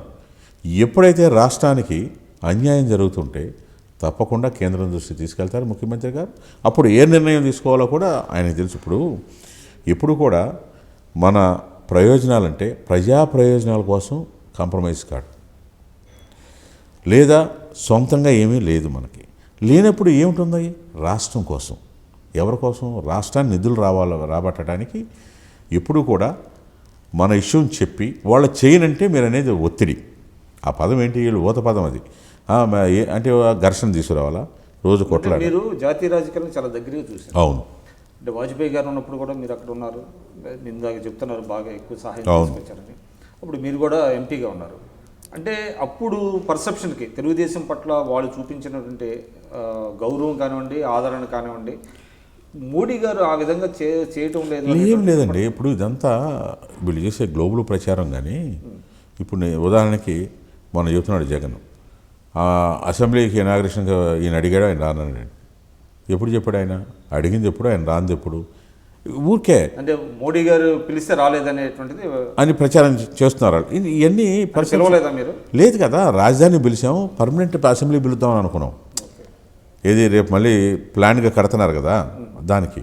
సో నేనేమంటున్నానంటే ఇవన్నీ కూడా ఒకవేళ రాలేదనుకో, పని క్రియేటెడ్ అంటారా? అంతే కదా, పని ఒత్తిడి వల్ల రాలేదనుకో, అంత మాత్రం గ్యాప్ ఉన్నట్ట కాదు కదా. ఒకటి. రెండోది, అసలు చంద్రబాబు నాయుడు గారికి ఉన్నప్పుడు జాతీయ నాయకుల్లో ఎవరున్నారు? ఆ ఇమేజ్, నేషనల్ ఇమేజ్ రీజనల్ పార్టీస్లో చంద్రబాబు నాయుడు తప్ప ఎవరున్నారు నాకు చెప్పండి? లేరు.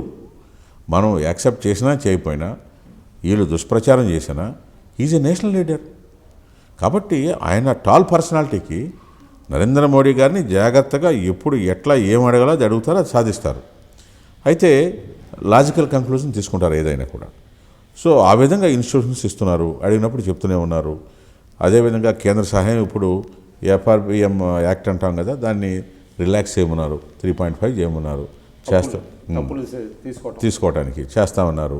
పోలవరం చేయమన్నారు. జనరల్గా జాతీయ ప్రాజెక్ట్ అంటే 90% భరాయిస్తుంది కేంద్రం, 100కి 100% మేమే చేస్తాం ఆ డబ్బులు అని. సో అటువంటి డిస్క్రిమినేషన్ ఏమీ లేదంటారు? లేదని నేను అంటున్నా. ఎందుకంటున్నానంటే ఇప్పుడు చిన్న చిన్న భూతత్వంలో పెట్టి చేసే దుష్ప్రచారం కన్నా బాబు గారు ఎప్పుడు కూడా బ్రాడ్గా ఆలోచిస్తాడు. ఆయనకేంటి, కేంద్రంలో స్టేబుల్ గవర్నమెంట్ ఉండాలి, ఉంటే దేశం అభివృద్ధి చెందుతుంది. అదేవిధంగా దేశం అభివృద్ధి చెందుతుంటే రాష్ట్రాలు అభివృద్ధి చెందుతాయి.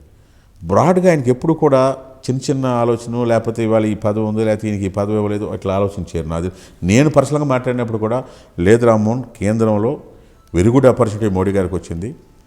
ఇటువంటిది స్టేబుల్ గవర్నమెంట్ ఉంటే దేశం ఇవాళ ఇప్పుడు మనం ఎక్కడ ఎన్ని అనుకున్నా ప్రపంచంలోనే ఇండియా బ్రాండ్ పెరిగిందా లేదా?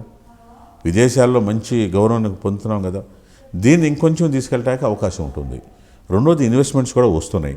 అయితే గత ప్రభుత్వం చేసిన తప్పిదాల వల్ల ఆ చెడుని కడిగేటాకే నరేంద్ర మోడీకి 2 ఏళ్ళు పట్టింది. That's my. ఇంకోటి వద్దామండి, అంటే మోడీ గారి విజయాన్ని పక్కన పెడదాం. అంటే మీ పర్సనల్ విషయాలకు వస్తాం.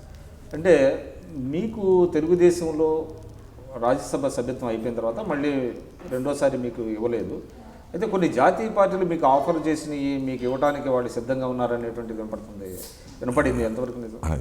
అసలు అది అవన్నీ కూడా అవాస్తవం. రెండోది, ఆఫర్ చేసిన మనం నాకేంటి, నా పార్టీని నన్ను గౌరవించితే నేను వెళ్ళాలి చేశారా? లేదు, అసలు జరగలేదు. ఊరికి పర్సెప్షన్ మాట్లాడుకుంటూ ఉంటారు. క్లోజు, ఆయన క్లోజ్. ఇప్పుడు అందరూ ఏంటి రామ్మోహన్ అయ్యే హవరీ భయ్యా ఇట్లా మాట్లాడుతుంటారు అందరూ కూడా.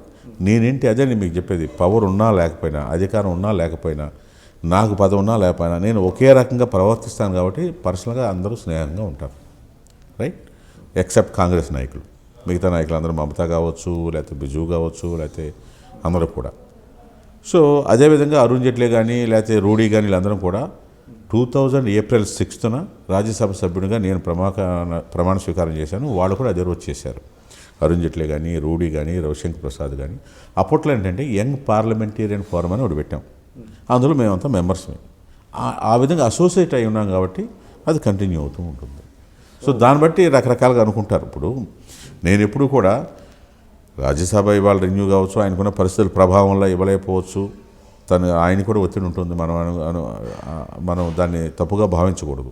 కాబట్టి అయితే మన క్లెయిమ్ మనం చేయటం, పరిస్థితులు అనుకూలిస్తే గుర్తిస్తారు. సో అట్లా వెళ్ళటమే తప్ప అది లేకపోతే ఇది లేకపోతే లేదు. పైగా నాకు అసలు అట్లా ఉండదు బేసిక్గా నా నేచర్. ఇప్పుడు అట్లా అనుకుంటే నా ఎంపీ క్వార్టర్ ఉన్నప్పుడు మనకు అధికారం లేదు. చంద్రబాబు నాయుడు గారు ఏపీ 1 అడుగులు పెట్టనన్నారు. ఎక్కడ ఉండాలి? ఎర్రనాయుడు గారు పార్లమెంటరీ పార్టీ లీడరు, ఆయన ఇంట్లో నాయకుడు దిగాలని అన్నారు. కానీ ఎర్రనాయుడు గారు కానీ ఎంపీలు కలిసి సార్ రామ్మోహన్ గారు ఒకడే ఉంటాడు, ఇల్లు పెద్దగా ఉంది, మనం అది ఆఫీస్ చేద్దామని చేశారు. నేను ఫీల్ అవ్వలేదు కదా. శుభ్రంగా అధ్యక్షులు గారు ఉంటాకి ఆఫీస్గా పనిచేసింది కదా. చంద్రబాబు నాయుడు గారు ఎప్పుడు వచ్చినా అదే ఇంట్లో ఉన్నారు కదా, అక్కడే పెట్టాం కదా. ఎందుకంటే నేను ఒకడు ఉండేవాడిని, వెళ్ళినప్పుడు పార్లమెంట్ వెళ్ళటం వచ్చేయటం, ఫ్యామిలీ ఎప్పుడు నేను షిఫ్ట్ చేయలేదు. ఎవరు క్యాడర్ వచ్చినా కానీ భోజనం కానీ అసలు ఎవరు వచ్చినా పిఏలు అందరూ పార్టీ కోసం వదిలేసి ఊరుకున్నాం. అదే చెప్పేది. ఆ సర్వీస్ ఇప్పుడు యంగ్స్టర్స్కి తెలియదు, అప్పుడు మనం ఏం చేసామో తెలియదు. అసలు ఎంతమంది తెలిసి చంద్రబాబు నాయుడు గారు మన ఇంట్లోనే అక్కడ ఒకటి ఉన్నారని, యుఎన్పిఏ కోఆర్డినేషన్ మీటింగ్ మన ఇంట్లోనే పెట్టామనేది, యుఎన్పిఏ అని పెట్టామనే సంగతి ఎంతమంది గుర్తుంటుంది? ఒక 5 years ఆ విధంగా అయింది. తర్వాత 5 years ఈ 10 ఏళ్ళు అధికారం లేనప్పుడు జాతీయ స్థాయిలో కూడా ఇంక్లూడింగ్ పాకిస్తాన్ కూడా వెళ్ళాం. నేను ఎంపీగా ఉన్నప్పుడు సద్దాం హుస్సేన్ కూడా కలిసి వచ్చాం. ఎవరు? నేను, సీతారాం యేచూరి ఒక పార్లమెంట్ డెలిగేషన్ వెళ్ళినప్పుడు పాకిస్తాన్కి వెళ్ళాము. ఇరాక్ వెళ్ళి సద్దాం హుస్సేన్ గారి ఆహ్వానం మేరకు ఫ్రెండ్లీ ఇదని డెలిగేషన్ పార్లమెంటరీ పార్టీ వెళ్ళింది. బాగ్దాద్ ఎయిర్పోర్టే అసలు ఆపరేషన్లో లేదు, అలాంటిది పర్మిషన్ తీసుకుని స్పెషల్ ఫ్లైట్లో ఇండియన్ డెలిగేషన్ వెళ్ళింది. Najma Heptulla, headed by Najma Heptulla as a chairman of Rajya Sabha. And అట్లా అనేక కార్యక్రమాల్లో మనం పాల్గొన్నాం. సో అదేవిధంగా ఎంపీగా ఉన్నప్పుడు కూడా నేనేం చేశానంటాకి ఎప్పుడు ఎవరో అడగంది మన జాతీయ జెండా ఎవరైతే రూపుశిల్పి అనుకుంటున్నామో, నేను ఎక్కడో చిన్నప్పుడు పుస్తకంలో చదివి గుర్తుండి, ఆయన గుర్తింపు లేదని పింగళ వెంకయ్య గారికి గుర్తింపు కావాలంటే ఎంటైర్ హౌస్ అప్రిషియేట్ చేసింది. ఆ తర్వాత మిగతా వాళ్ళు కూడా సభ్యులు మాట్లాడారు. తర్వాత 5 ఏళ్ల తర్వాత రాజగోపాల్ ఆలీలు మాట్లాడి దాన్ని ఇంకా పబ్లిసైజ్ చేశారు. బట్ బేసిక్గా ఫస్ట్ టైం హిస్టరీ మీరు చూస్తే రాజ్యసభలో నేను మాట్లాడా, కృష్ణకాంత్ గారు చైర్మన్గా ఎండార్స్ చేశారు. తర్వాత సర్టిఫికెట్లో పిల్లలకి జనరల్గా ఇండియన్ గవర్నమెంట్లో మనకి సన్నాఫ్ అని ఉంటుంది. సన్నాఫ్ అని అంటే నాకు తెలిసిన వాళ్ళు ఒక అతనికి చదువుకోవాలని బయటకు వెళ్ళాలంటే లోన్స్ రావట్లా. ఎందుకు? వాళ్ళు డైవర్స్ అయి ఉన్నారు. సన్నాఫ్ అంటే తండ్రి సంతకం పెట్టడు, సర్టిఫికేట్ మీద లేదు. తల్లి పేరు కూడా కంపల్సరీ ఉండాలని నేను ప్రపోజ్ చేస్తే, పార్లమెంట్లో అడిగితే దాన్ని నేను ప్రపోజ్ చేస్తే అంటే either father or mother ఉంటే చాలని, 2 ఉండాలని, 2 ఉండాలి. లేదా ఏదైనా అంటే తల్లి పేరు కూడా ఉండాలని ఇప్పుడు మీరు సర్టిఫికేట్లు అన్నింటిలో ఇంప్లిమెంట్ చేసింది అర్జున్ సింగ్ హెచ్ఆర్డీ మినిస్టర్గా యాక్సెప్ట్ చేసి దానికి రాష్ట్రాలకి పంపించారు. ఇవాళ ఇంప్లిమెంట్ అయింది అది. సో ఇలాంటివి అదేవిధంగా ఎన్నో అంశాలు. షిరిడి టు తిరుపతికి ట్రైన్ వేయమని అడిగాను నేను. అదేవిధంగా హైదరాబాద్కి విజయవాడకి ఎక్స్ప్రెస్ వే అప్పటి నుంచి ప్రపోజల్ ఉంది, సరే ఉన్నదాన్ని డబుల్ చేశారు. సో ఎన్నో ప్రజా ప్రయోజనాలకి కావాల్సినవి చేశాం. తర్వాత ఎంపీ ల్యాండ్స్ దుర్వినియోగం అవుతున్నాయి అంటుంటారు. కాదు, దానికి ఉపయోగం ఉందని ప్రూవ్ చేయడానికి నేను మా గ్రామానికి ఎంత చేశామంటే, మామూలు రోడ్డు ఉంటే డబుల్ రోడ్ వేసేసి బ్రహ్మాండంగా డెవలప్ చేసి అబ్దుల్ కలాం గారిని తీసుకొద్దామని అనుకుంటుండగా నోటిఫికేషన్ వచ్చింది, ఆయన రాలేకపోయారు. మీ ఎంపీ ల్యాండ్స్ అంతా మీ స్వగ్రామానికి కాదు, జిల్లాలు స్టేట్ మొత్తం పెట్టాం. అప్పుడు నాకు స్టేట్ యూనిట్ తెలంగాణ అవ్వచ్చు, ఆంధ్ర అవ్వచ్చు, ప్రతి జిల్లాలో కూడా ఎక్కడైనా పెట్టవచ్చు.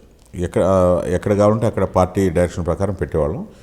మనకి కొంత నిధులు 25 lakhs సంవత్సరానికో ఎంతో ఉండేవి. అవి మా గ్రామానికి, మా కాన్స్టిట్యున్సీలో కొంత గ్రామాలకి పెట్టడం జరిగింది. ₹1 మిస్యూజ్ కాలేదే. సో నేను అదే చెబుతున్నా, మనకి చిత్తశుద్ధి ఉంటే వండర్స్ చేయొచ్చు. అనేవాళ్ళు 100 అంటుంటారు, జలసీలు ఉంటాయి, రాజకీయ పరిజ్ఞానం లేకుండా మాట్లాడతారు, లేదా అవగాహన లేకుండా పర్సెప్షన్ మీద మాట్లాడతారు. ఇప్పుడు ఇందాక మనం అనుకున్నాం 4 అంశాలు మీరు తీసుకున్నారు. ఉపేంద్ర విషయం వచ్చింది, ఉపేంద్ర అప్పుడు పార్టీలో లేడు. 2వది రామోజీరావు ఇష్యూ వచ్చింది. తర్వాత 3వది లక్ష్మీపార్వతి ఇష్యూ వచ్చింది. 4వది జనరల్గా పార్టీ ఆఫీస్కి కీలకమై ఉండటం వల్ల ఇచ్చారనేది పర్సెప్షన్ మీద అనుకోవడం. ఇవన్నిటికీ పనిచేసినప్పుడు మరి భార్యాపిల్లలను వదిలేసి, వ్యాపారం వదిలేసి, నా కాలాన్ని పార్టీకి పనిచేస్తుంటే పార్టీకి పనిచేసినట్టు కదా, అదే కాలాన్ని పార్టీ నా సొంత వ్యాపారానికి పనిచేసుకుంటే ఇంకా 4 రూపాయలు ఎక్కువ సంపాదించుకోవచ్చు కదా. సర్వీస్ మోటివ్ ఉండబట్టే కదా, మన కాంట్రాక్ట్ కాదు కదా, మనం పవర్ అడ్డు పెట్టుకుని పలానా టెండర్ తీసుకున్నాము, లేకపోతే పలానా మెటీరియల్ సప్లై చేసాము, లేకపోతే మంత్రి దగ్గరికి పోయామని అంటే ఇప్పుడు అనుకోవచ్చు. సో కాబట్టి ఏంటంటే బ్రాడ్గా ఏంటంటే పార్టీ కమిట్మెంట్ ఉంటే పార్టీ సరైన సముచితమైన స్థానం కల్పిస్తుంది. మనకున్న నాలెడ్జ్ని కానీ, మనకున్న సర్వీస్ కానీ, నా టాలెంట్ని కానీ లేదా ఇంకోళ్ళ టాలెంట్ కానీ ఎక్కడ ఉపయోగించుకోవాలో వాటిలో బాబు గారికి బాగా తెలుసు. ఆ విధంగా గుర్తిస్తారు. సరే, మీరు అది అంటే జాతీయ స్థాయిలో మంది పార్టీ నేతలను మీరు అంటే అనేక సంవత్సరాలుగా ఇంటరాక్ట్ అవుతున్నారు. అట్లానే తెలుగుదేశం పార్టీలో చాలామంది నేతలతో మీరు కీలకంగా ఉన్నారు. అంటే మిమ్మల్ని ఆకట్టుకున్న నేతలు ఎవరు, ఇన్ఫ్లుయెన్స్ చేసిన వాళ్ళు ఎవరు, అంటే జాతీయ నాయకులు ఎవరు, పార్టీలో వాళ్ళు? అంటే జాతీయ నాయకుల్లో అప్పట్లో బాగా అంటే ఇన్ఫ్లుయెన్స్ కానీ లేకపోతే కొంచెం అట్రాక్ట్ అయిన దేవిలాల్ గారు, స్వర్గీయ దేవిలాల్ గారు, అదేవిధంగా మధుదండావతి గారు. బిగినింగ్లో నేను చెప్పేది ఎందుకంటే ఆయన రథయాత్రకు వెళ్ళే ముందు ఎన్టీఆర్ వెళ్ళి రాముడు ఇదిగో నా మెడలో ఉన్నాడు కానీ రథయాత్ర వద్దని చెప్పిన ఘనత ఉంది ఎన్టీఆర్కి. నేనున్నాను ఆ స్పాట్లో, కానీ ఆయన వినలా. సో వాళ్ళ అద్వానీ గారిని ఆయనకి పార్టీ యాంగిల్ రథయాత్ర ఆయన చేసుకుంటూ వెళ్ళారు. ఆ మండల కమిషన్ అప్పుడు అంటే మిమ్మల్ని బాగా అంటే ఇన్ఫ్లుయెన్స్ చేసింది కానివ్వండి, లేకపోతే వాళ్ళ వ్యక్తిత్వం పట్ల మీరు ఆకర్షితులైనటువంటి నేతలు ఎవరు? విపి సింగ్.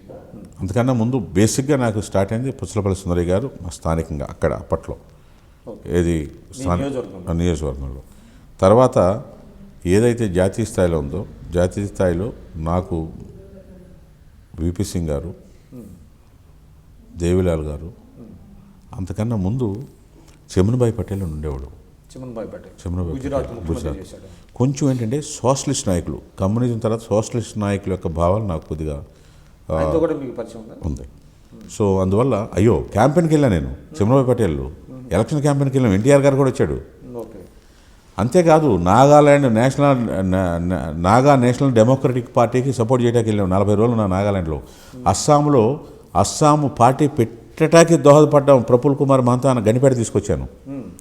అస్సాంలో ప్రతి ఎన్నికలకు వెళ్ళి పనిచేసాం. అక్కడ అందరు నాయకులు మనం గుర్తుపడతారు. ఏది అస్సాంలో. సో డిఫరెంట్గా ఉండేవాడు యంగ్స్టర్. మన అప్పుడు ఫెరోషియస్గా ఉండేవాడు మహంతా వైఫ్ కూడా షీజ్ అ కాలేజ్ స్టూడెంట్. ఇద్దరు లవ్ మ్యారేజ్ చేసుకున్నారు. పూకాన్ అని హోమ్ మినిస్టర్ చనిపోయాడు. పూకాను అతను చనిపోయాడు. అదేవిధంగా ఇప్పుడు సోనోవాల్ అని ఏజీపీలోనే ఉన్నాడు.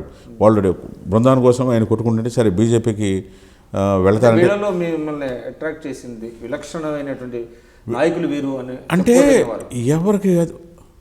అట్లా ఉంటే బిజు పట్నాయక్ టాల్ పర్సనాలిటీ. ఆయనతో అసలు మాడుతుంటేనే ఎట్లాగో ఉండేది. సో నిజాయితీపరుడు అత్యంత ఆయన ఆయనతో మాట్లాడుతుంటే మాకు అసలు ఎన్ని గంటలైనా మాట్లాడాలనిపించేది. అంటే చెప్పేవాళ్ళు ఎన్నైనా చెప్పొచ్చు, దట్ ఈస్ డిఫరెంట్. కమ్యూనిస్టులో చంద్ర రాజేశ్వరరావు గారు, మాగినేని బసవపున్నయ్య గారు, తర్వాత కారత్ గారు, బర్ధన్ గారు, చనిపోయాడు మన సిపిఎం సుర్జిత్ సింగ్ గారు. ఆయన చనిపోయినప్పుడు కూడా వెళ్ళాను నేను. బైరాన్ షికావత్ ఆయన ప్రపోజ్ చేశాడు చంద్రబాబు గారిని సీఎంగా ఉండమని. ఆయన కూడా ఒక టాక్ చేశాడు. Jyoti Basu also proposed.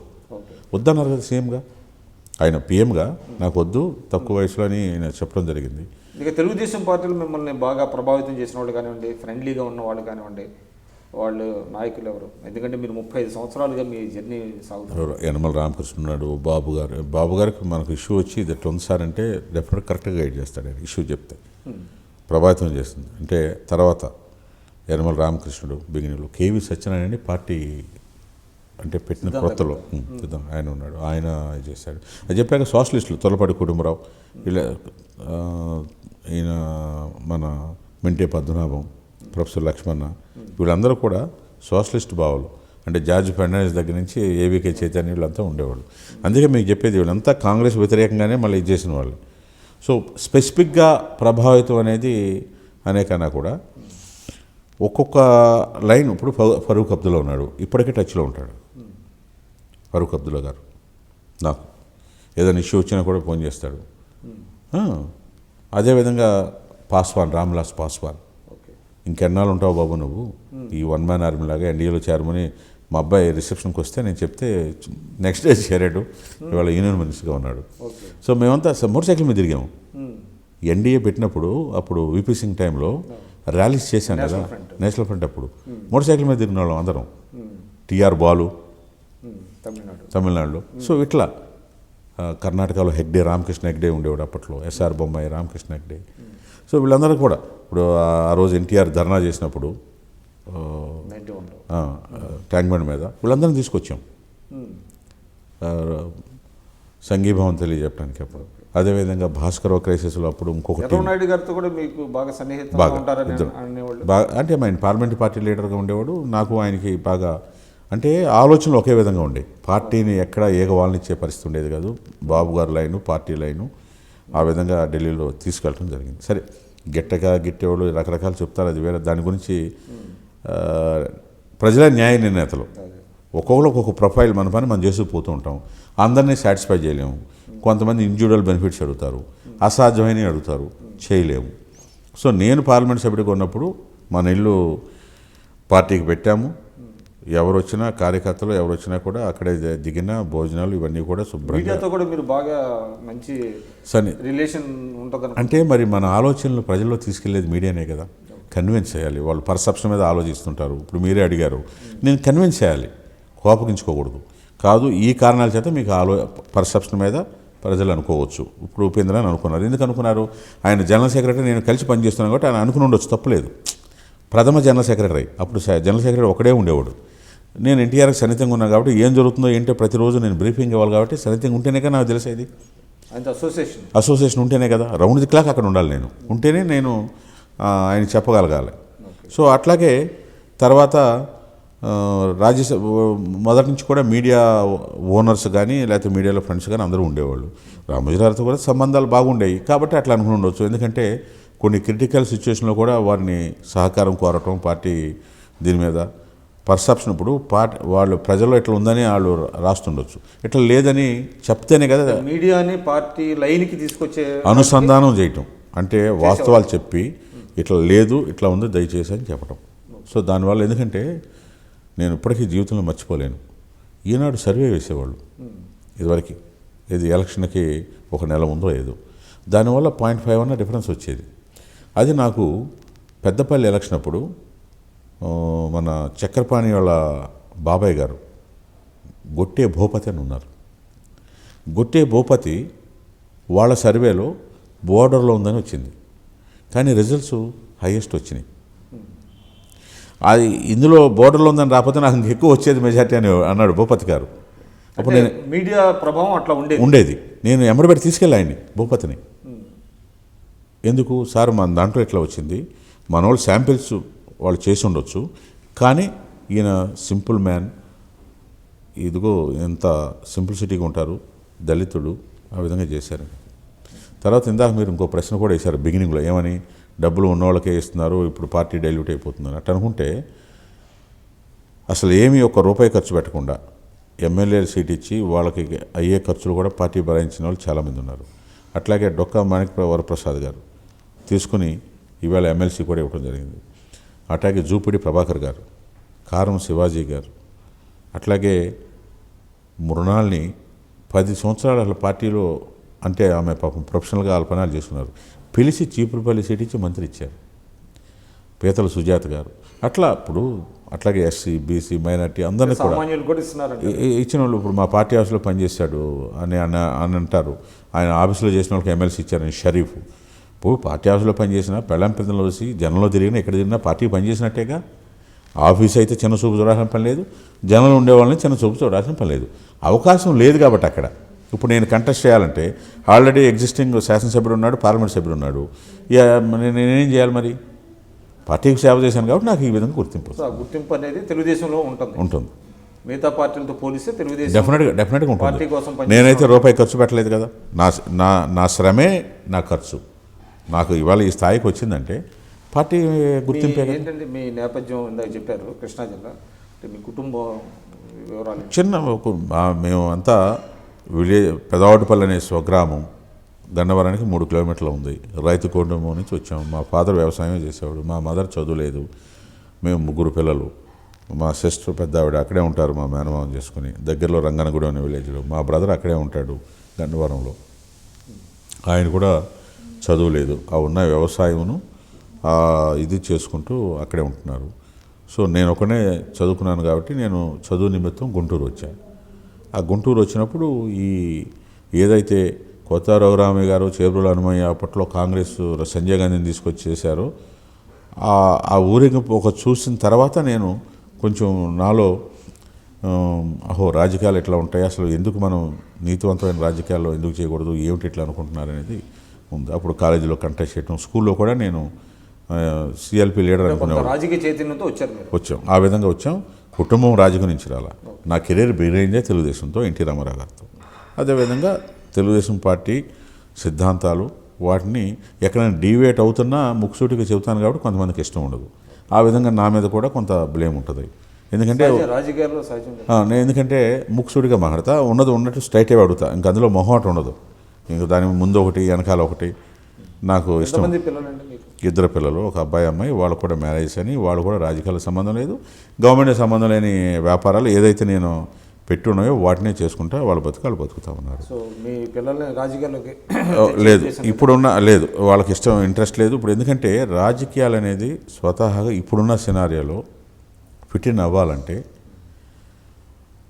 బాగా ఇంకా ఎక్కువ శ్రమపడి పనిచేయాలి. తర్వాత డైనమిక్స్ కూడా చేంజ్ అయ్యి, ఇందాక మీరే చెప్పారు అటా ఇటా అనేది. సో దానికి అనుగుణంగా వెళ్ళాలంటే తట్టుకునే కెపాసిటీ కూడా ఉండాలి. సో కాబట్టి ఇంకా అప్పట్లో ఇప్పుడు ఎన్ని ఒడిదుడుకులు ఉన్నా, ఎవరు ఎన్ని అనుకున్నా కానీ చెప్పి ముందుకు వెళ్తూ ఉన్నాం. సో భవిష్యత్తు ఎట్లా ఉంటుందనేది మనం చెప్పలేము. వాళ్ళ ఇష్టం. వాళ్ళ లక్ష్యం ఏంటి?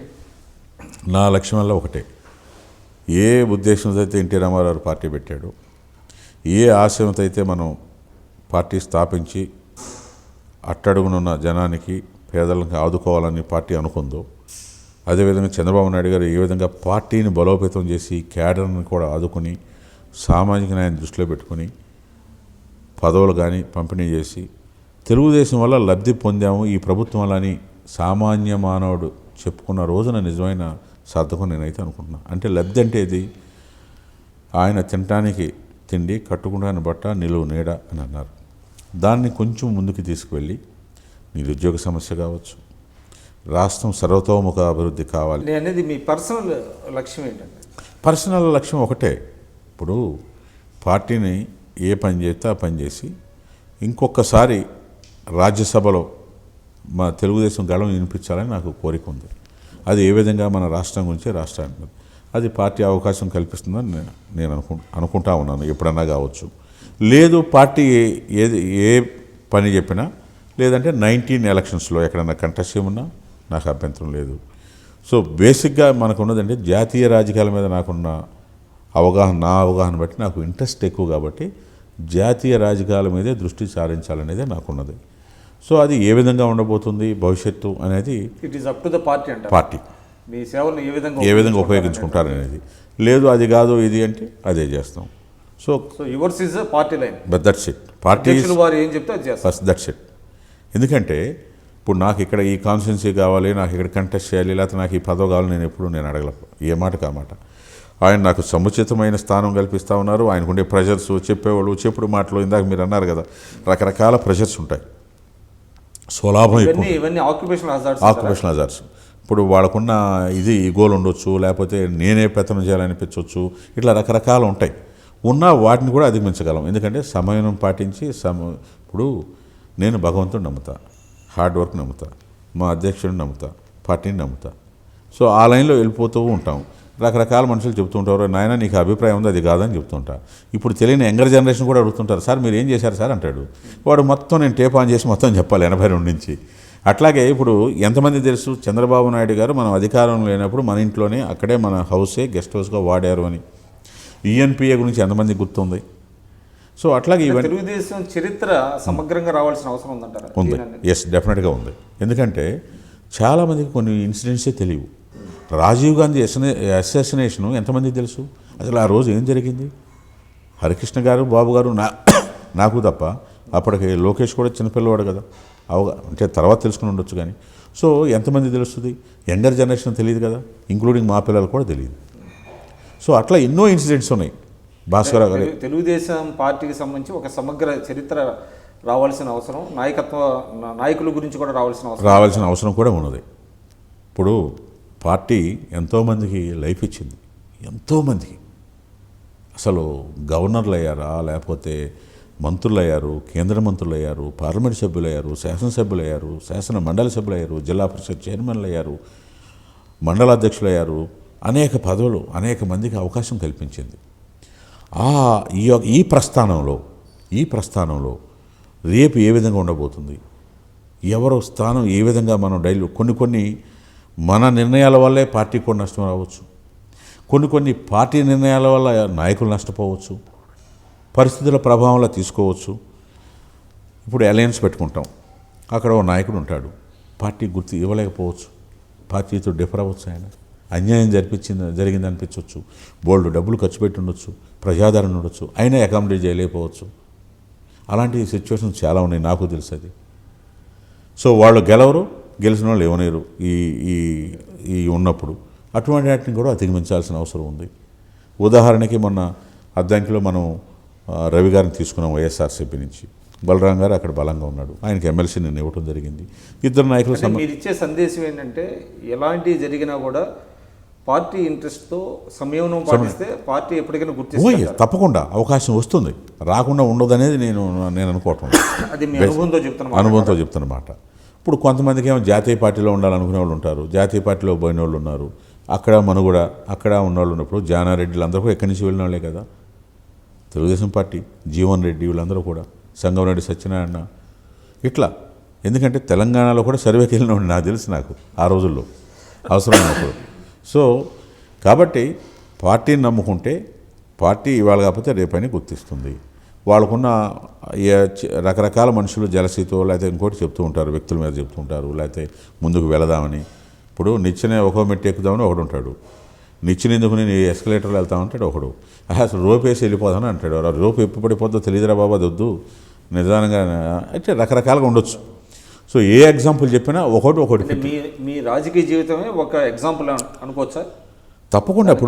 ఇప్పుడు మా ఫ్యామిలీ రాజకీయ ఫ్యామిలీ కాదు, చిన్న ఫ్యామిలీ, చిన్న కుటుంబం నుంచి వచ్చాను. నేను చదువుకుంది కూడా ఎక్స్ట్రాడినరీ కాదు, మామూలు ఇంజనీరింగే. ఇప్పుడు నేనేం హార్వర్డ్ లేకపోతే ఈ స్టాన్ఫర్డ్లో, నేను అమెరికానే అప్పటిదాకా వెళ్ళలేదు. ఇదైనాక ఫ్లైట్ నేను ఎక్కిందే అసలు ఎన్డీఏ మీటింగ్ అప్పటిదాకా ఫ్లైటు. సో కాబట్టి మనకున్న బ్యాక్గ్రౌండ్ రూరల్ బ్యాక్గ్రౌండ్ నుంచి వచ్చి ఈ స్థాయికి రాగలిగిందంటే పార్టీ గుర్తించబట్టేది, పార్టీ తీసుకొస్తేనే కదా. ఇంకోళ్ళకి ఆయాచితంగా రావచ్చు, ఆయాచితంగా వచ్చిన సమీకరణల వల్ల ఆయాచితంగా ఆయనకు వచ్చింది కాబట్టి నాకు రావాలంటే అది భ్రమ. ఇప్పుడు మన్మోహన్ సింగ్ ప్రధానమంత్రి అయ్యాడంటే తనకున్న మేధస్సు నాన్ కాంట్రవర్షియల్ కావాలని పెట్టుకుంది ఆవిడ, అయ్యాడు. అబ్దుల్ కలాం అప్పుడు భాగస్వాములుగా నేను ప్రపోజ్ చేసిన వాళ్ళు ఉన్నాను సార్కి. ఎందుకంటే సౌత్ ఇండియను ఏ కులానికి చెందినవాడు నా దృష్టిలో, ఆయన కులం లేదు, సైంటిస్ట్ కులం. సో బ్రాహ్మణ్ పార్టీ లేకపోతే ఎన్డీఏ ఉంది కాబట్టి ఆ ఇమేజ్ పోవాలంటే, సెక్యులర్ ఫ్రంట్ రావాలంటే ఉపయోగపడక్కర్లా, కొద్దిగా సైకలాజికల్గా జనంలోకి వెళ్తుంది అనేది అనుకున్నాను నేను. సో అబ్దుల్ కలాం గారు అయింది. సో అట్లా ఒక అవకాశం వస్తుంటుంది. సత్యనారాయణ రెడ్డిని మన దగ్గర ఆయన కూడా అసోసియేషన్, ఆయన గవర్నర్ చేశాడు, తెలుగుదేశం గుర్తించబడి. ప్రొఫెసర్ లక్ష్మణ్ గారు ఎంపీ చేశాడు, ట్రినిడాడ్కి అంబాసిడర్గా వెళ్ళి ఉన్నారు. సో అట్లా రకరకాల మనుషులకు రకరకాల గుర్తింపు వచ్చిందంటే పార్టీ అవకాశం కల్పిస్తుంది. సో చివరిగా సార్, అంటే మీరు చెప్తున్న దాని ప్రకారం పార్టీకి మీరు విలువైన సేవలు చేశారు, పార్టీ వల్ల యు ఆర్ బెనిఫిటెడ్ ఇమ్మెన్స్లీ, అంతే కదా? పార్టీకి నాకు గుర్తింపు వచ్చింది, నేను కూడా సాక్రిఫైస్ చేశాను పార్టీకి, కుటుంబాన్ని, అంటే ఆ విలువైన కాలాన్ని కూడా పార్టీకి నేను కేటాయించాను కాబట్టి ఆ విధంగా నాకు గుర్తింపు వచ్చింది, పార్టీ కూడా నేను సేవ చేశాను, సాక్రిఫైస్ చేశాను. ఎస్, ఎందుకంటే గన్నవరం కంటెస్ట్ ఉంటే నేను చేయలేదు, తర్వాత అడగలేదు కదా, మంత్రి ఇచ్చేవాళ్ళు కదా అప్పట్లో, నేను తీసుకోలేదు కదా. సో నేను సాక్రిఫైస్ చేశాను. వాజ్పేయి టైంలో మంత్రి పదవులు ఎన్నోసార్లు తీసుకోమన్నాడు ఆయన, సార్కి చెప్పాడు, మేము కూడా వద్దనే చెప్పాం. ఎందుకంటే స్టేట్ డెవలప్ కావాలి, స్టేట్కి ముఖ్యం, పదవులు కాదని చెప్పాం. సో అది సాక్రిఫైస్ చేసినట్టే కదా. ఈ రోజుల్లో ఎవరు చెప్తారు అట్లా? ఇప్పుడు నాకు కూడా పదవి లేకుండా ఉన్నాను. మీరు ఇందాక అడిగారు మీరు ఏంటి అంటే కార్యకర్త, నేను చెప్పాను, నాకేం బాధ లేదు కదా. But that's it. గుర్తు ఇస్తారు, తనకున్న ఇబ్బందులు ఉంటాయి, రకరకాల ఈక్వేషన్స్ ఉంటాయి, క్యాస్ట్ కాంబినేషన్స్ ఉంటాయి. కాకపోతే ఉండాల్సింది పేషెన్స్ అంటే. Patience, that's it. Okay sir, all the best. Thank you అండి, విలువైన థ్యాంక్ యూ, అభిప్రాయాలు పంచుకున్నందుకు థ్యాంక్ యూ వెరీ మచ్.